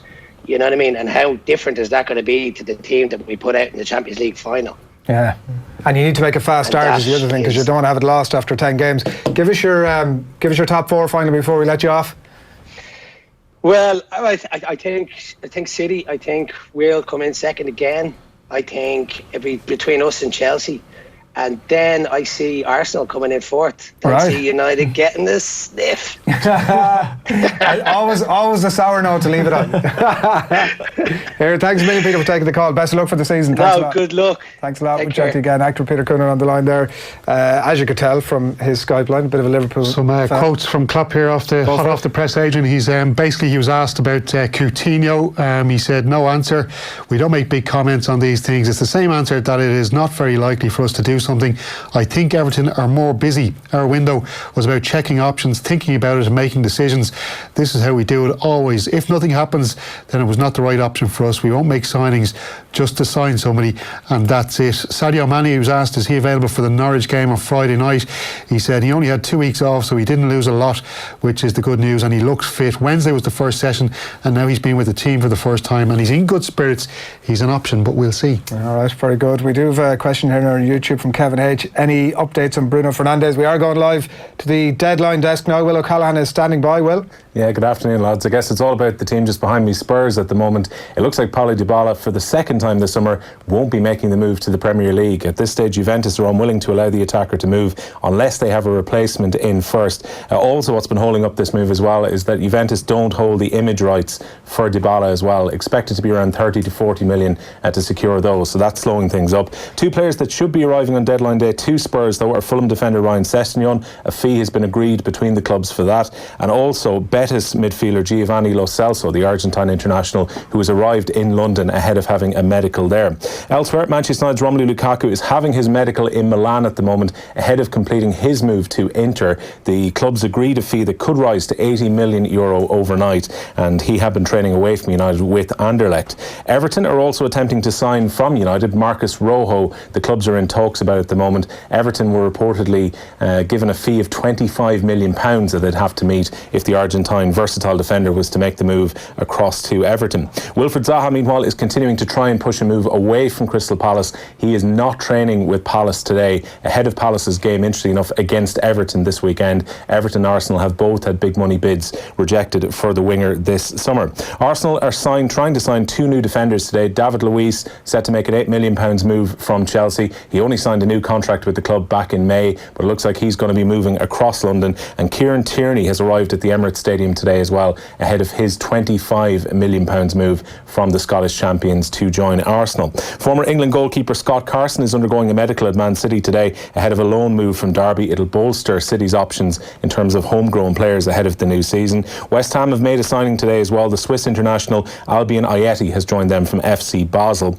Republic of Ireland defender Greg Cunningham is in talks with Blackburn to make a move from Cardiff. Initially, that could be a loan before going permanent. West Brom are in advanced negotiations as well with Southampton for their striker Charlie Austin. The window closes for the Premier League clubs at 5 p.m. The one that could happen after the transfer deadline could be Andy Carroll going back to Newcastle. He is a free agent after leaving West Ham, and the former England international could move beyond the 5 p.m. deadline because he doesn't have to switch from a club. Philippe Coutinho, who Stephen mentioned a few moments ago, looks like he's staying with Barcelona for the coming season, at least according to their manager Ernesto Valverde. He was speaking after their win in Miami in a friendly against Napoli last night. Valverde says he counts on Coutinho and wants him to be at the club for next year. Real Madrid have been linked with Neymar as well. Valverde was asked about him potentially going back to Barcelona, and the Barca coach said, Adrian, I just don't know what's going to happen with him. Good stuff. Good man, Will. Thanks, William, for that. We've had one comment in here on YouTube. Seb Wilba Ronald asks, any good news from Arsenal? Well, David Luiz is having a medical at the club at the minute, so no. Short story for you there. But plenty happening, Will. It's exciting enough. Yeah, look, we got 3 hours, 45 minutes left, plenty of time for these transfers to be completed. You would imagine the two Arsenal ones at least will be done. Like Kieran Tierney is already there having his medical. David Luiz is there and seems very interested in moving as well. Didn't train with Chelsea yesterday. So that bolsters their options. Whether it's enough for Arsenal for the new year in terms of their defence, I'm not so sure. But at least Arsenal were crying out to make defensive signings after they signed Pepe. At least there's two bodies coming in, Adrian. Yeah, they needed to do that as well. Thanks a million, Will, for the minute. We'll be back to Will again for more on the latest developments. It is 1:20 on this Thursday afternoon. We're under 4 hours now out from the close of the transfer deadline day window, and it is an off the ball special here across all your usual social channels and at the Go Loud app as well. We're delighted to have you along with us. Do keep your comments coming in. There are literally hundreds of them about everything you can sort of imagine, so please do keep them coming in, and whatever ones are broadcastable, we will definitely bring those to air. So keep your comments coming in, whatever platform you're listening to us on. One of the biggest discussion points from an Irish point of view, Stephen, over the last few weeks has been indeed days at Everton and the signing of Djibril Sidibe and the impact that might have, obviously, on Seamus Coleman. Like, he's a guy who's a 27-year-old who's coming in on loan for a season. Like, none of them are factors that you would think that he's a lad who's coming in to spend his year on the bench, really. You would have thought, usually when a player comes on loan, well, it's different if he's a bit older, but when a younger player goes on loan, the club would usually have assurances that he's going to play a certain amount of games, depending on injury. that might not be the same for this player because he's 27, so it's a bit different. He's going to be on his own. But was there a chance of a signing? So was it a loan move with a view to permanent? Was that? I'm not sure actually. Yeah, I thought I said. Yeah, something. the other thing is John Joe Kenny is gone. He left the club. So I'm not as worried for Seamus. I think that some people are. I think John Joe Kelly's gone. He needed back up there, go for a top quality player, show a bit of ambition. I think Seamus, you saw yourself, Stephen, like he had such a bad injury to come back from, and it took him a while at the start of last season, but then the last 6 months of the season he was brilliant. Yeah, no, like I said, everybody was questioning whether he would ever get back to the levels he was at before, and Seamus is so tenacious. He's such a driven guy. Like he's never going to let anything go easily. So with the criticism he had, and then with him in and out of the team at the start of the season for a good while, I'm sure that was disappointing to him. But he just needs to get a run of games where he felt his form and felt like his physical attributes were back. Like he could get forward up and down the pitch. So he did, and towards the end of the season he was doing that. So even with this guy coming in, he's not going to let his place go easily. He's a fighter, so he's not going to be willing to give it up. And Everton are pushing to try and get to that top six. They're doing everything they can. They're trying to sign players. They're trying to make big money moves. So they want to have an impact, and they want to have players that can make the players either that currently have a starting berth be better than what they are because they feel like they're being pushed more, or else that player can come in and do a better job than them. So that they need healthy competition, and they need people that are physically capable of being better than what they have. But I think Seamus will start the season, and it's going to be whether he can maintain the form he did at the end of last year. And I think as well, their big issue really was at centre back, and now I don't know whether Marcus Rojo is the man to fill in that gap, but there's question marks over him. He's got a touch of the David Luiz about him as well, but they lost Kurt Zouma, they had on loan last season from Chelsea. Obviously Chelsea aren't going to give him up now because they can't sign any players. I think Zouma's going to be a big loss. He was really good for Everton last season. Yeah, because he was injured for a bit as well for them, and when he came in he was excellent for them. So, and they were doing a lot to try and get him, but Lampard was hell-bent on keeping him. So maybe that David Luiz thing was in the pipeline a bit longer, because with Lampard being so vehemently saying we're not letting Zouma go, there might have been a chance that he could have been going somewhere. But Everton centre back, that was the one. Like with Jelka leaving and coming towards the end, him not playing much last season, he'd been such a good and influential player for them for such a long time that was more of the place that they really need to strengthen. And like I said, at Rojo, there's going to be question marks whether he's going to be the one to do that. Yeah, just to ask you as well, Steve, because you touched on him a little bit earlier, Steve Bruce. And obviously with us covering this Newcastle-Arsenal match on Sunday, the first game of the season for Off the Ball, he's taken over at Newcastle, and I think maybe a little bit unfairly he's been ribbed over in the UK and by a lot of football supporters. People are kind of forgetting about the amount of experience Steve Bruce has in the management game. Now I know he's probably had a couple of relegations, but he's had teams promoted from the Championship. He's kept teams in the Premier League in particular seasons. He's a lot of experience. What's your whole take on Steve Bruce taking over at Newcastle United? I think, for myself personally, I think Steve Bruce is a great man, lovely guy, and he does very well for teams. I think the problem with Newcastle is they've gone from Rafa Benitez, who was kind of revolutionising things up in Newcastle to some extent in this coaching style and the way he does things, to Steve Bruce, they're very different in the way they approach. So Newcastle fans are basically in a bereavement stage of losing Rafa Benitez, and then to bring in Steve Bruce, who wouldn't be a glamorous name to bring in because he's kind of been floating around the Championship for the last few seasons. He's not going to be floating the boat for what they think is ambitious enough going forward. But can he do well there? Yeah, he know. The thing is, he's learned from the best. He came through the ranks. He was not coming through the ranks, but he was at Manchester United under Alex Ferguson, so he knows how to treat big name players and get the most out of them.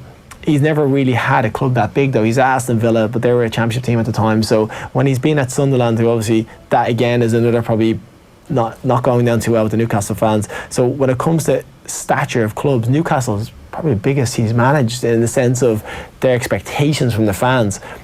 And with Steve not being the most, I suppose, tactical, he's not a tactician in senses, and he doesn't really set his teams up in a free-flowing way, but he knows how to win a game, and he knows how to get the best out of big personalities.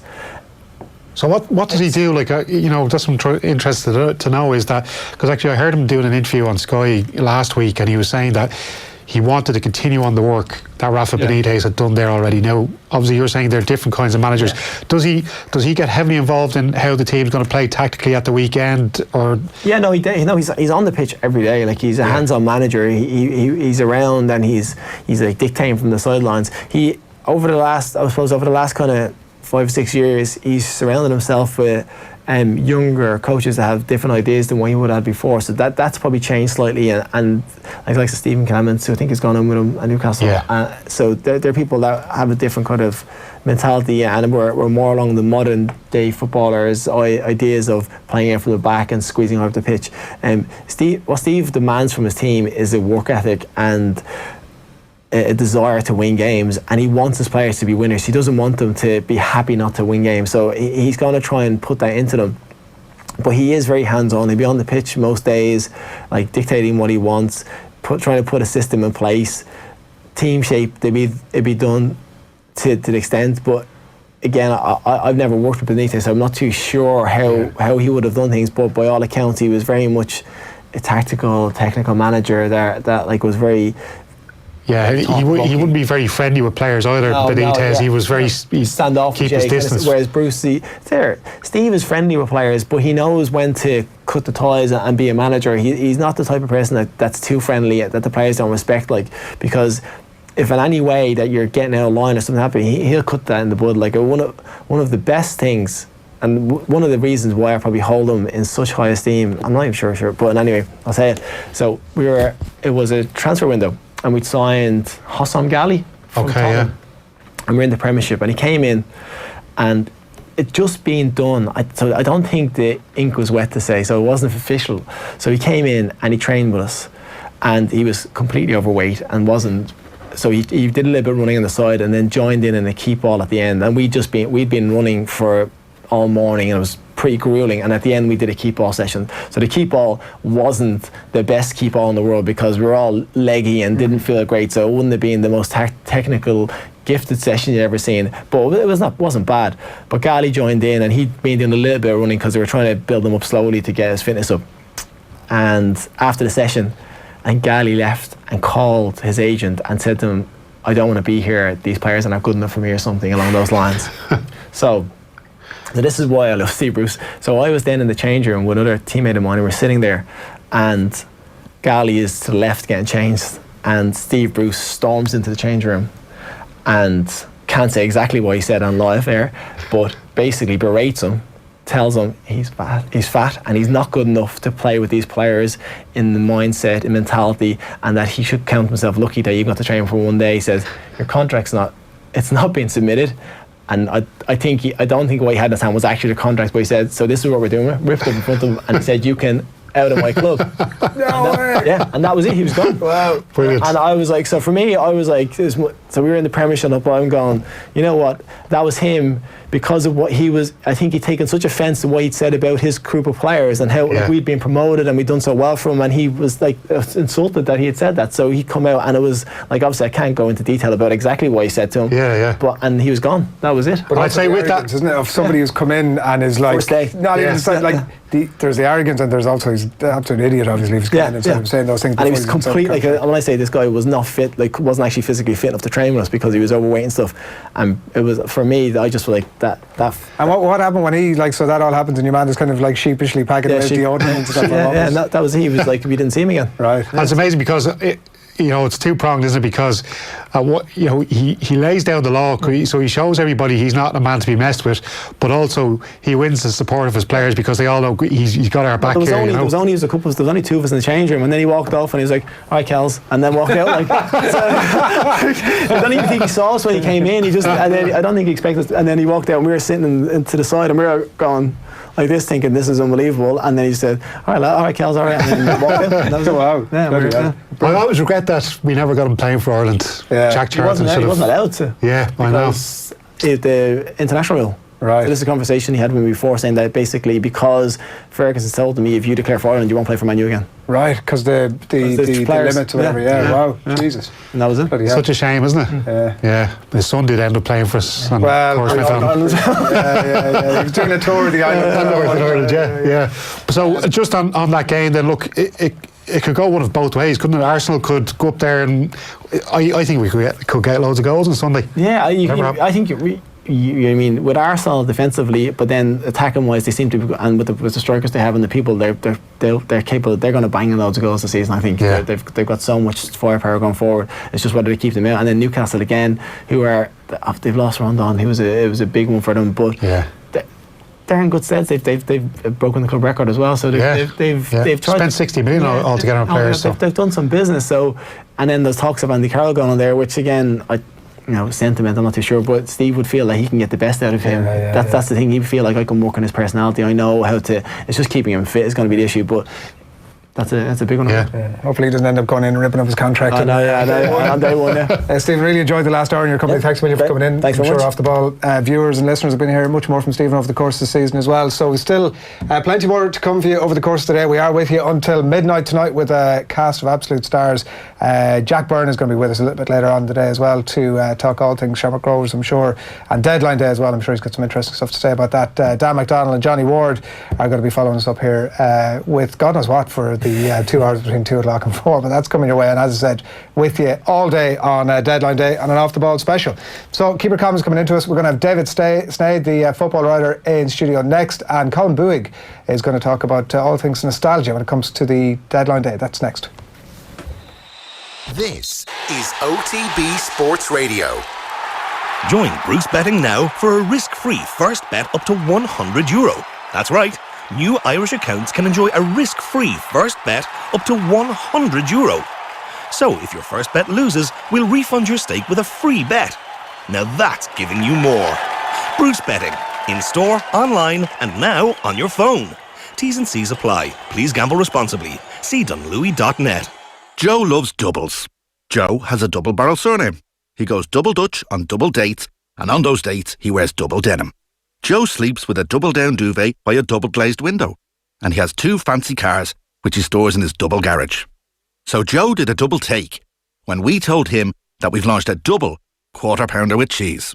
Double lovers, get ready. The new McDonald's double quarter pounder with cheese is here.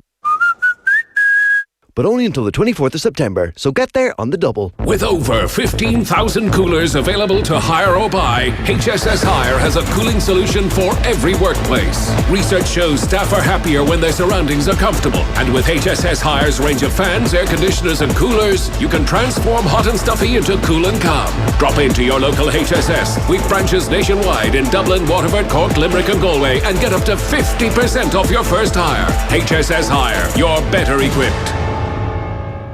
Let's face it, the Irish summer has serious commitment issues. It's always late, disappears for weeks at a time, and consistently breaks its promises. But not us. At Electric Ireland, we're committed to giving you an 8.5% saving on your gas and electricity year after year after year after year. Visit electricireland.ie/join for the kind of commitment you deserve. Estimated annual bill €1,736. Average consumption, urban 24-hour, discounted unit rate, standing charge, PSO levy and carbon tax. Residential, dual fuel, direct debit and online billing. Terms and conditions apply. See electricireland.ie/EAB. Rates at 1st of April 2019, subject to change. Italian summers, long days together in the sun, living la bella vita. In Ireland it's called the good life, and it's 3 days in June and maybe a weekend in August. But even in Irish summers, you can taste La Bella Vita with Italy's favourite beer, Birra Moretti. Ah, delicioso.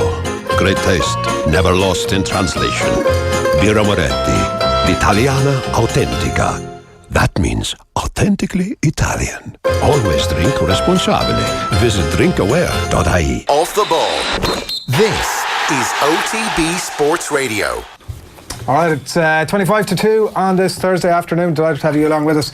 Wherever it is that you're watching or listening to us today, whether it's on Facebook, YouTube, Twitter, whatever platform, or listening to us indeed on the Go Loud app, we're delighted to have you along with us. We've had hundreds and hundreds of comments coming through to us over the course of the day so far. We've been live on air from 7 a.m. and we're going to be with you until midnight with plenty of transfer goodness. The window itself will close at 5 o'clock. We'll bring any updates as we get them, and star-studded afternoon indeed between now and midnight, so do stay with us. I'm delighted to say that the football writer David Sneyd joins us in studio now. Good afternoon to you, Dave. How's it going? What's the story? All good? Yeah. All good, yeah. Busy. What are you in to talk about? Trying to. Plenty to talk about. I came in today and I'm actually beginning to feel a bit sorry for football agents. It's just. Whoa. I know. Where's the hot take traffic? No, because obviously everyone talks about agents and they see the money that the likes of Riola and all get, but just the people I'm speaking to, like, it's a tough industry for them. Like, these lads are kind of not so much scraping a living, but it's tough out there, and for a lot of the Irish lads, maybe below Premier League and Championship, like I was told today, it's a false window for a lot of agents, where there's not happening below, say, Championship level, and that's where a lot of these lads kind of make their crust. So now listen, some of them I don't feel sorry for, but there's a lot of good fellas out there who are kind of trying to do their best. They get a bad name, I think, a lot of them do, for a lot of reasons, for good reason, I'm sure. Yeah, but there's a lot of lads who do good work as well, and kind of do actually look out for fellas, and so I kind of. You're talking to Stephen Hunt, is this what they were? Well, I'm sure. Like Kevin Moran would be known as well. Kevin Moran, Kevin's been a great agent over the years. Exactly. For players. Yeah, like, so it's not kind of cut and dry, and like it's even just today. It's kind of, I didn't expect it. I wasn't one of them, but it's a tough day today for some fellas, and even with players and stuff. So it's been a busy morning though. Dave, I was just going through the last Irish squad. There's 2 or 3 players maybe with question marks over them. We've been hearing over the last couple of weeks, Glenn Whelan, of course, who was let go by Aston Villa, that he could be on his way to another team that wears maroon, but up in Scotland. The Generals. Heart of Midlothian. I know. What's going on there? Yeah, so that's obviously been the story of the week a little bit as well there. So I know he's been negotiating with them. Not that it gets too personal, but what could swing it, and I say would have been in his ear, is the fact that John Daly is the assistant manager up at Hearts. The 2 lads grew up together in Clondalk, and they're very close. And it's got to the stage now where lads are back, and not that he can be choosy. He's obviously not going to go too far abroad, but I think Hearts seems to be in for him, and wages is going to be an issue when the money in Scotland just isn't there. So whether or not you say wages could be what. So what do you think? What kind of money is Glenn on at Aston Villa for the last couple of seasons? Are we? WhatsApp him here now. WhatsApp. No, but I think can you realistically demand the same amount of money? No, of course not. He has to take a drop. No, of course. Oh well, of course. That's only natural, and he would have. But like, you look at the career he's had since he kind of left. Obviously, Man City, went to Sheffield Wednesday. Premier League player for years with Stoke City at a time when money was really getting big. Then he goes to Aston Villa, who have been spending big money over the last couple of years to get back. So he'll be used to being on a wage. He'll know he has to kind of tailor his expectations. But like, there's that element too where he's not going to want to drop too much, and he'll still see himself that he can kind of do a job. What will be interesting and could be used as leverage, and that's what this is, especially this today before the deadline is closing. It's when you have leverage, and when clubs start saying, well, we can do this, do that. He's back in the Ireland plans under Mick McCarthy. He needs a club, so like, it's not as if Mick won't have players in his team who are playing. Well, that's it, and Mick brought him in, straight back in. So that's going to be an interesting one for him, because he's going to have to weigh it up. Like, I don't think he's one of them who goes chasing the money. I really don't. But let's be honest, it's still part of everyone's kind of thought process when you're going for a new job. But what will be interesting with Glenn will be just, it seems to be hard to do one in for him, and I think that's probably where he will end up. Callum O'Dowda, I know Fulham were in from, then that deal fell through. They signed a couple of players that kind of ruled O'Dowda out. One thing I think we've all seen when he came into the Irish squad, he's a very ambitious young fella, Sure, you know yourself when you speak to him, it's one of those lads who you'll look at dead in the eye and there's no messing with him, you know what I mean? He's very confident, he'll say what he thinks. He's not going to kind of bluff with you really too much. But I think he's annoyed Bristol City, hasn't he, with this? It's been a strange one though, because that's his current club, by the way. Exactly. Like Lee Johnson, the manager there, he's been one of their stars really since he signed from Oxford for them.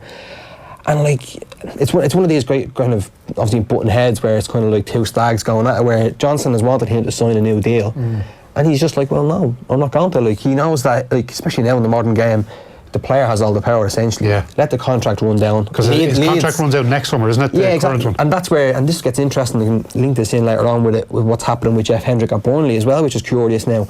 But with O'Dowda, it's someone who, Leeds came in from, that looked to be a move that was going to happen, but it didn't materialise.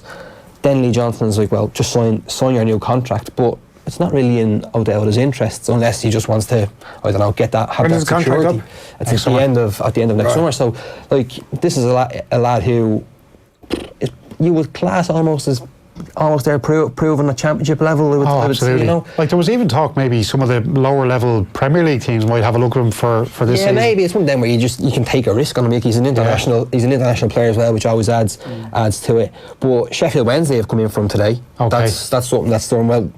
Well, there's a difference between coming in and actually concrete making sure you're going to get him. I'd be surprised if maybe that happens so quickly, because I don't think Bristol want to lose him this window. It could be a case of looking already ahead to January.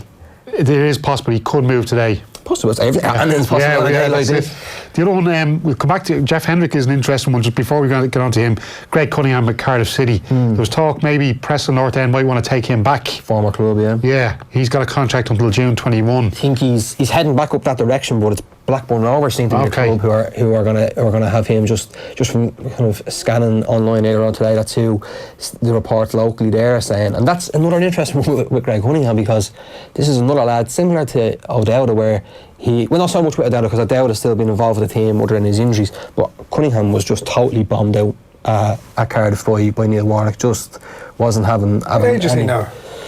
Oh, he's 28, 29. I think he's like 20. I think he's been around the block. He had a good year. If it hadn't been for that late break at Man City, he could have had some career. He just got so unlucky with that serious injury. Well, that's it, isn't it? 28, yeah. He is 28, so like he's the same age as James McCarthy. You know what I mean? Someone who else is kind of is getting a chance to reinvigorate his career. But like with Cunningham, he just needs to get out and play, because again, it's someone who has been around the Ireland squad. Now, the position he plays, left back and right, or right back, kind of well covered, kind of on both. Well, Enda Stevens has come in and make left back, but you could still get in there as a squad player. But it's just something needs to happen for him. And again, like with the Glenn Whelan situation, it's one of them where he just needs to get out and play football. Like, he can't afford to just sit on the bench again at Cardiff City. You know, he's been there for too long. It was pretty much a wasted season for him last year. Now, speaking of benches, Burnley's bench has been occupied quite a lot by Kevin Long, whose contract at Turf Moor only runs till next June. He was linked with Nottingham Forest, but they then signed Carl Jenkinson, so I think that kind of shut that one down. Yeah. And we'll talk about his teammate Jeff Hendrick as well, but Kevin Long, like, he's at that age as well where he needs to be playing regular games. Like, is he happy enough to run that contract down at Turf Moor till next summer and then maybe get a move after that? Well, see, this is again, it's weighing things up, isn't it? You have to consider what the pros and cons. Like, he's in and around that squad at Burnley. All it would take could be a couple of injuries, and he's going to be playing there in that position, though, particularly in an Ireland context. He needs to be playing. Yeah, well, of course. He's not one of these players who you can. In that position, you're not going to be saying, listen, get a couple of games off the bench and we'll throw you in. There's too much competition there. Well, 100%. And if you look at it, even with Kevin Long, even it was only a couple of years ago when O'Neill brought him in and gave him his debut, and I'm just trying to remember now, he gave him his debut in a competitive qualifier. I think could have been Austria, could be, I have to double check that, but he made such an impression in that squad, where kind of, I remember speaking to Johnny Walters about him, and he was just saying he's never seen a defender come in and just dominate in training in terms of attacking balls and basically kind of putting a marker down. And like, he's been at Burnley a long time. Like, he's been there over 10 years. So I was working on something else, kind of work-wise this week, and looking at it, and there's only like 10, close to 10 years he's been there. Like, he's been there since he left Cork City. So again, like the Forest deal, you wonder like if a loan would work out for him there. I know they brought in Jenkinson, but Jenkinson can play fullback as well. Yeah, like that's Long, true. Like Jenkinson primarily has played fullback, I think, hasn't he, really, for Arsenal? Yeah, he has, and midfield as well. Yeah, so like that, I know he pulled out of their last friendly game. Kevin Long did for Burnley, so he's obviously something to store in there. But watch this space. Funny enough, as well, he's got Jimmy Dunn behind him there as well. Another Irish centre back. Yeah, I'm looking at your list here now. Like, you could. Yeah, there's like, I think there's a lot of players there safe enough with contracts and stuff like that. It's not a very fancy football team, though, isn't it? I don't think you can throw many of them in. Well, listen, that's Mick McCarthy's pick. I'm not going to argue with the big man. Listen, let's get on to Jeff Hendrick, because I thought he was quite underwhelming last season. I was a little bit disappointed with some of his performances, I thought, for Burnley. I think pretty much, like, if you look back, like the Euros, I think this has been a kind of constant reference point, and it's something that he's even spoken about, where since Euro 2016, like, people have just said he's just not kicked on to the level people were expecting him at, because he really, like, the performances in midfield there, with the energy and just getting around the pitch. Like, go back to Lille, that game in Italy, I know obviously it was Wes Houlihan's ball, Robbie Brady's cross, but like the ground that he covered and just everywhere, like, that that was almost you're thinking, right, this is the level he can be at. There was talk at one point that Man United were considering like a cheeky bid from at that point, you know, which now just seems kind of crazy. But that was over the weekend. There were suggestions, because again it comes back to this contract situation, and this is where it's so interesting. We're talking about with agents, and at this time of year there's like nothing straightforward. There's always you have to the length of contract coming into it and what players have at stake down the line. It all kind of blends in and can make things so tricky. So like, he's another player who is out of contract at the end of next season. By all accounts from those reports over the weekend, that Burnley are like, well, even though he was their record signing for 10.5 million just after the Euros, they're considering actually cashing in on him, even kind of maybe at half the price they paid for him, just to get a few bob from maybe in January. But again, it's not really in his interest. You're saying he's underwhelmed, he may be underwhelmed, and I would agree to an extent, but from what you want from him, like you probably say, well, what do you want? Do you want goals? You don't really know what you want to sometimes get from Jeff Hendrick. But for the Premier League manager, looking at the way that Burnley team are with Sean Dyche, so organised, everyone knows that he's proven to be John, a I thought he lacked a little bit last season was work rate. You know, and there's one thing Sean Dyche always gets out of his teams is, 11 players that are going to work hard for each other. And I just thought there were some games, he played really well in an attacking sense. He got into the box, he was creating a couple of chances, having shots on goal himself, but it was just his work rate and getting back and helping out the defence, that kind of stuff. I just thought he lacked there a little bit. And I was thinking, if I'm Sean Dyche looking at this, I'm thinking, is this guy trying 110% for me or not? And I don't think he was in some games. That was the problem. No. So I think he has the ability, and he's now coming to an age now where he should be hitting his peak, shouldn't he, as a player? Well, that's it. If you look at it now, so he's 26, 27. He's coming to an age now where the next move for him, in an ideal world for him, Burnley would have been a kind of a stepping point. And I take your point of what you were saying about maybe the work rate, and has he really? Like, he's not going to make that move to a club who are pushing for top 6 or top 7 now. And really, that maybe would have been the kind of the arc he was looking for after the Euros, was to kind of move to Burnley, shine in that team, maybe show something different that maybe a Burnley weren't kind of used to. But he's settled into that team and just kind of he's lost his place the odd time. He came back in, and it's all much of a muchness. And like, again, there's another contract there for him, maybe not so at Burnley, but a move, and you're sort of thinking, well, that's what he probably has his eye on now, is kind of what's next for him. Who should we be looking out for this season from an Irish viewpoint? There's about 45 lads at Sheffield United. Yeah. No, but like, you've got the lads at Sheffield United.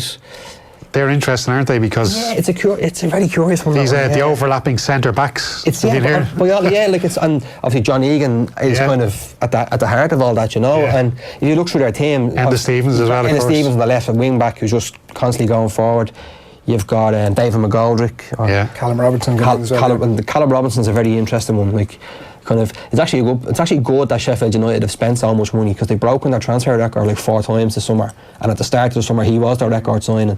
So if they hadn't done that and hadn't spent like 20 odd million on the lad McBurney from Swansea and stuff, there could have been a bit of pressure on him to actually. Whereas now he's just an average £7.5 million player. Like, you know what I mean? But we don't have too many of them. I know, but it's going to be interesting to see, because by all accounts, you look at a kind of a newly promoted team, and of course they're going to have to adapt, and there's going to be times where they're not going to be able to have overlapping kind of centre backs.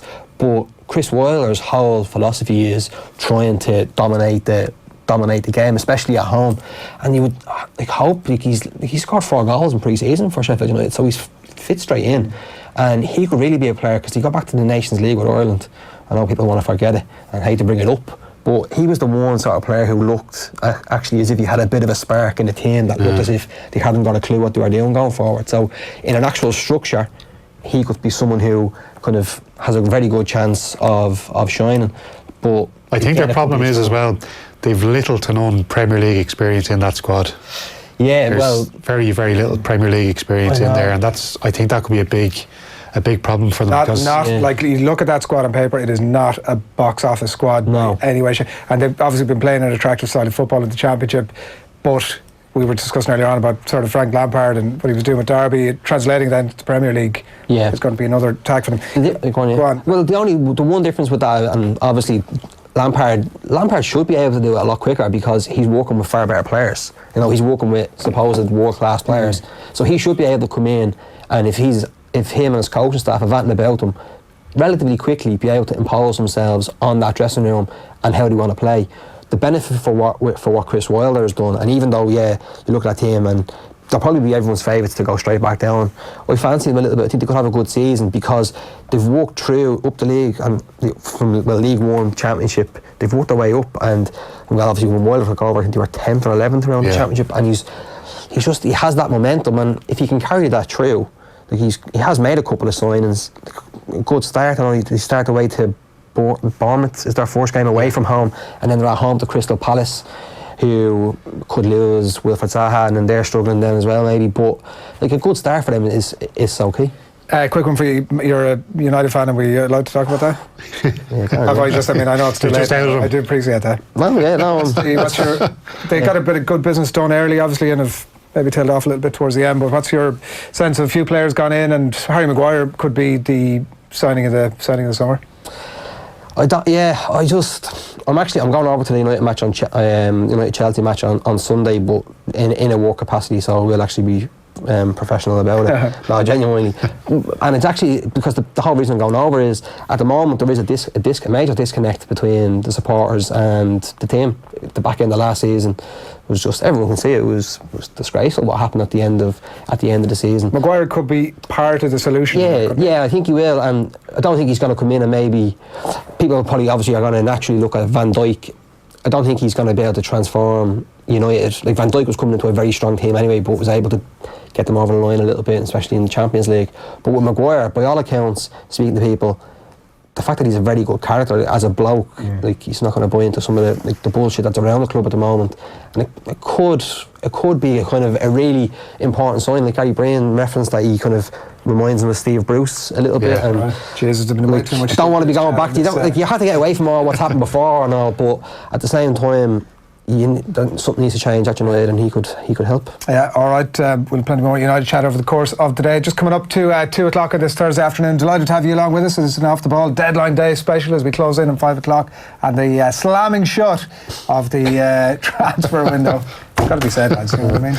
Any developments, we should bring them your way shortly. We've Colin Buig who's going to join us in the studio to tell us about his signing of the summer. Ravel Morrison is the pitch he's going to be kicking a ball through that window, smashing it very shortly. That's to talk about that. Could this be his last chance to make it in the Premier League? Let's have a listen before that to Rio Ferdinand chatting about what went wrong for Ravel Morrison at Manchester United. I was there at the club when he was there. Probably the most gifted, most naturally gifted young kid I've ever seen. Really? So Alex Ferguson, I remember he pulled me and Wazza over one day and said, look at this kid's the best kid, better than you, Wayne, when you were a kid, better than Rio, better than Ryan Giggs when he was a kid. This is the best kid you'll ever see. And he used to take liberties with players in training. Even the first team, he come over as a 16-year-old and he should just take liberties, play one touch, could play two touch, could weave his way through a team of players. And it's just like the guy said, he never fulfilled that. And why not? He could never.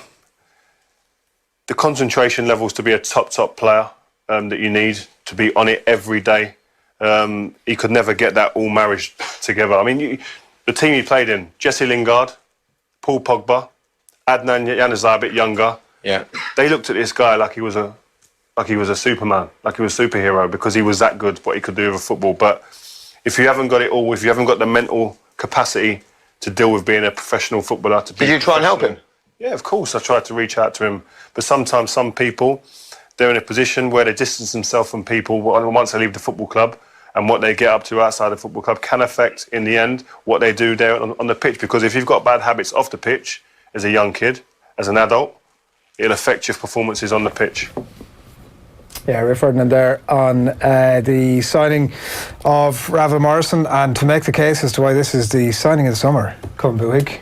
Well, the signing of the summer is a bit of a stretch, but he is going to be the left field underwhelmingly, brilliant player out of absolutely nowhere. This guy has so much natural talent, it's incredible. Sheffield United have taken a chance on him. I don't know any other player, right, who has been such a journeyman with Ostersund's Atlas in Mexico. He went to Lazio, was a complete flop, had 3 loans in a championship, didn't really do anything anywhere, played about, I think the most games he's ever played with anyone was Birmingham City, and that was about 30 odd games with anyone in all his career. And yet, a newly promoted club in the Premier League who haven't been there for 12 years have taken this chance on this guy. He gets chance after chance, and it all comes down to his incredible natural ability. Why has he been such a journeyman? Because it's all to do with his attitude. He has off-field problems, and it happened, like, put it this way, Fergie couldn't deal with him at United. He didn't know what to do with him. But you have to remember, this guy came from the class of 2011, i.e. Paul Pogba, Jesse Lingard, Michael Keane. All stalwarts are certainly known players, and they all looked up to him. And they won the FA Youth Cup in 2011. They absolutely annihilated Chelsea and, funnily enough, Sheffield United in the final. He was the first to make the step up. He was the first to play in the senior team. He made 3 appearances in total in the League Cup.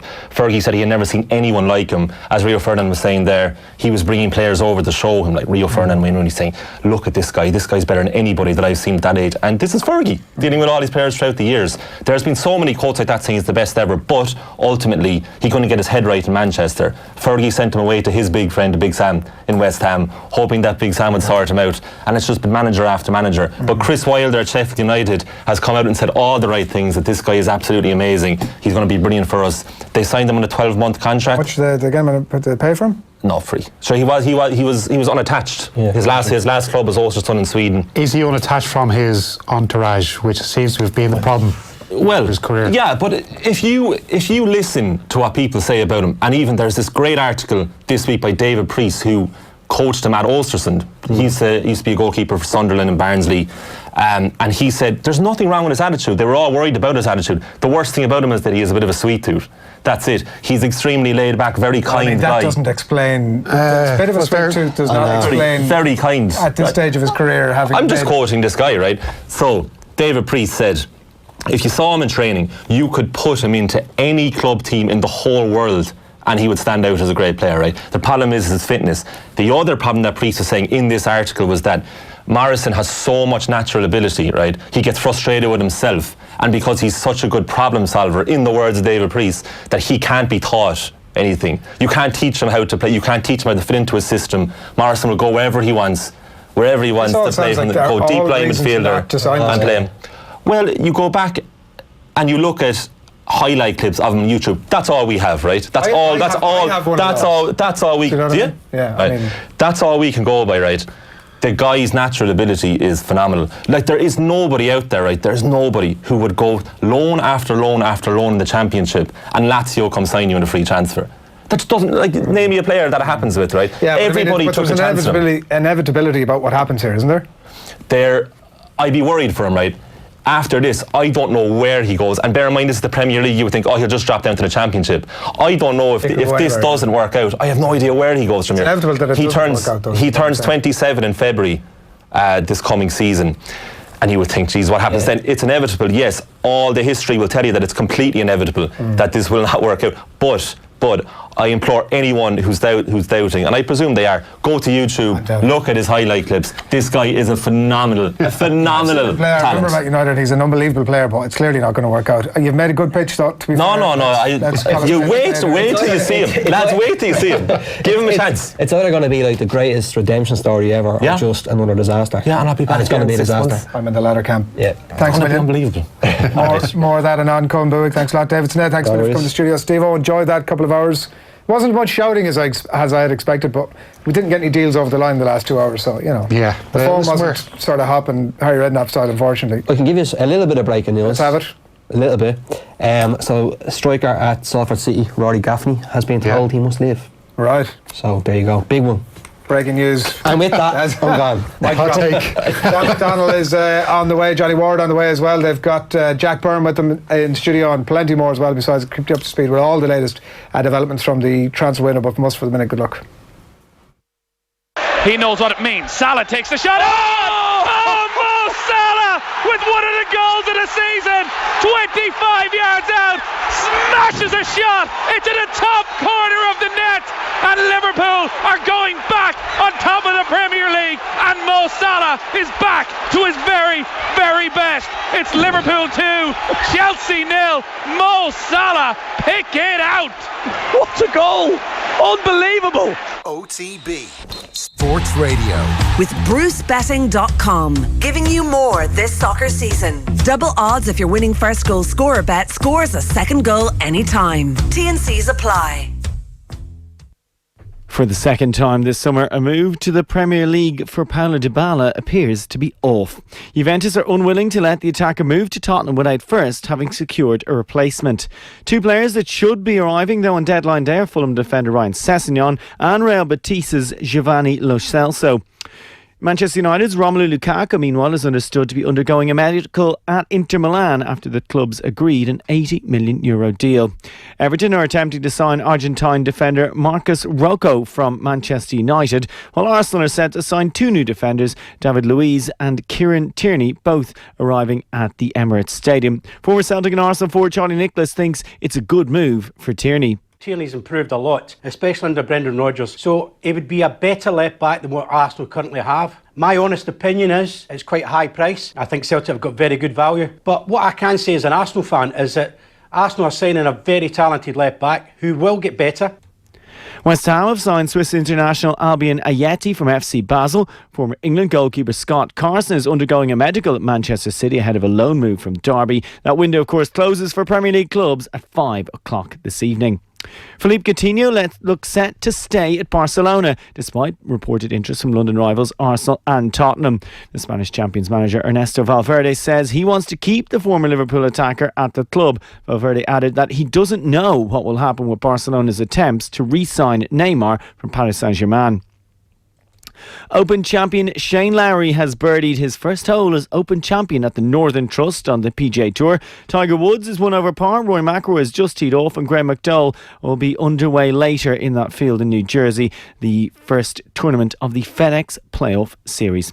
The Ireland team to face Italy in their opening Rugby World Cup warm-up game will be revealed in the next few moments. Munster lock Jean Klein is expected to win his first cap, while Chris Farrell and Gary Ring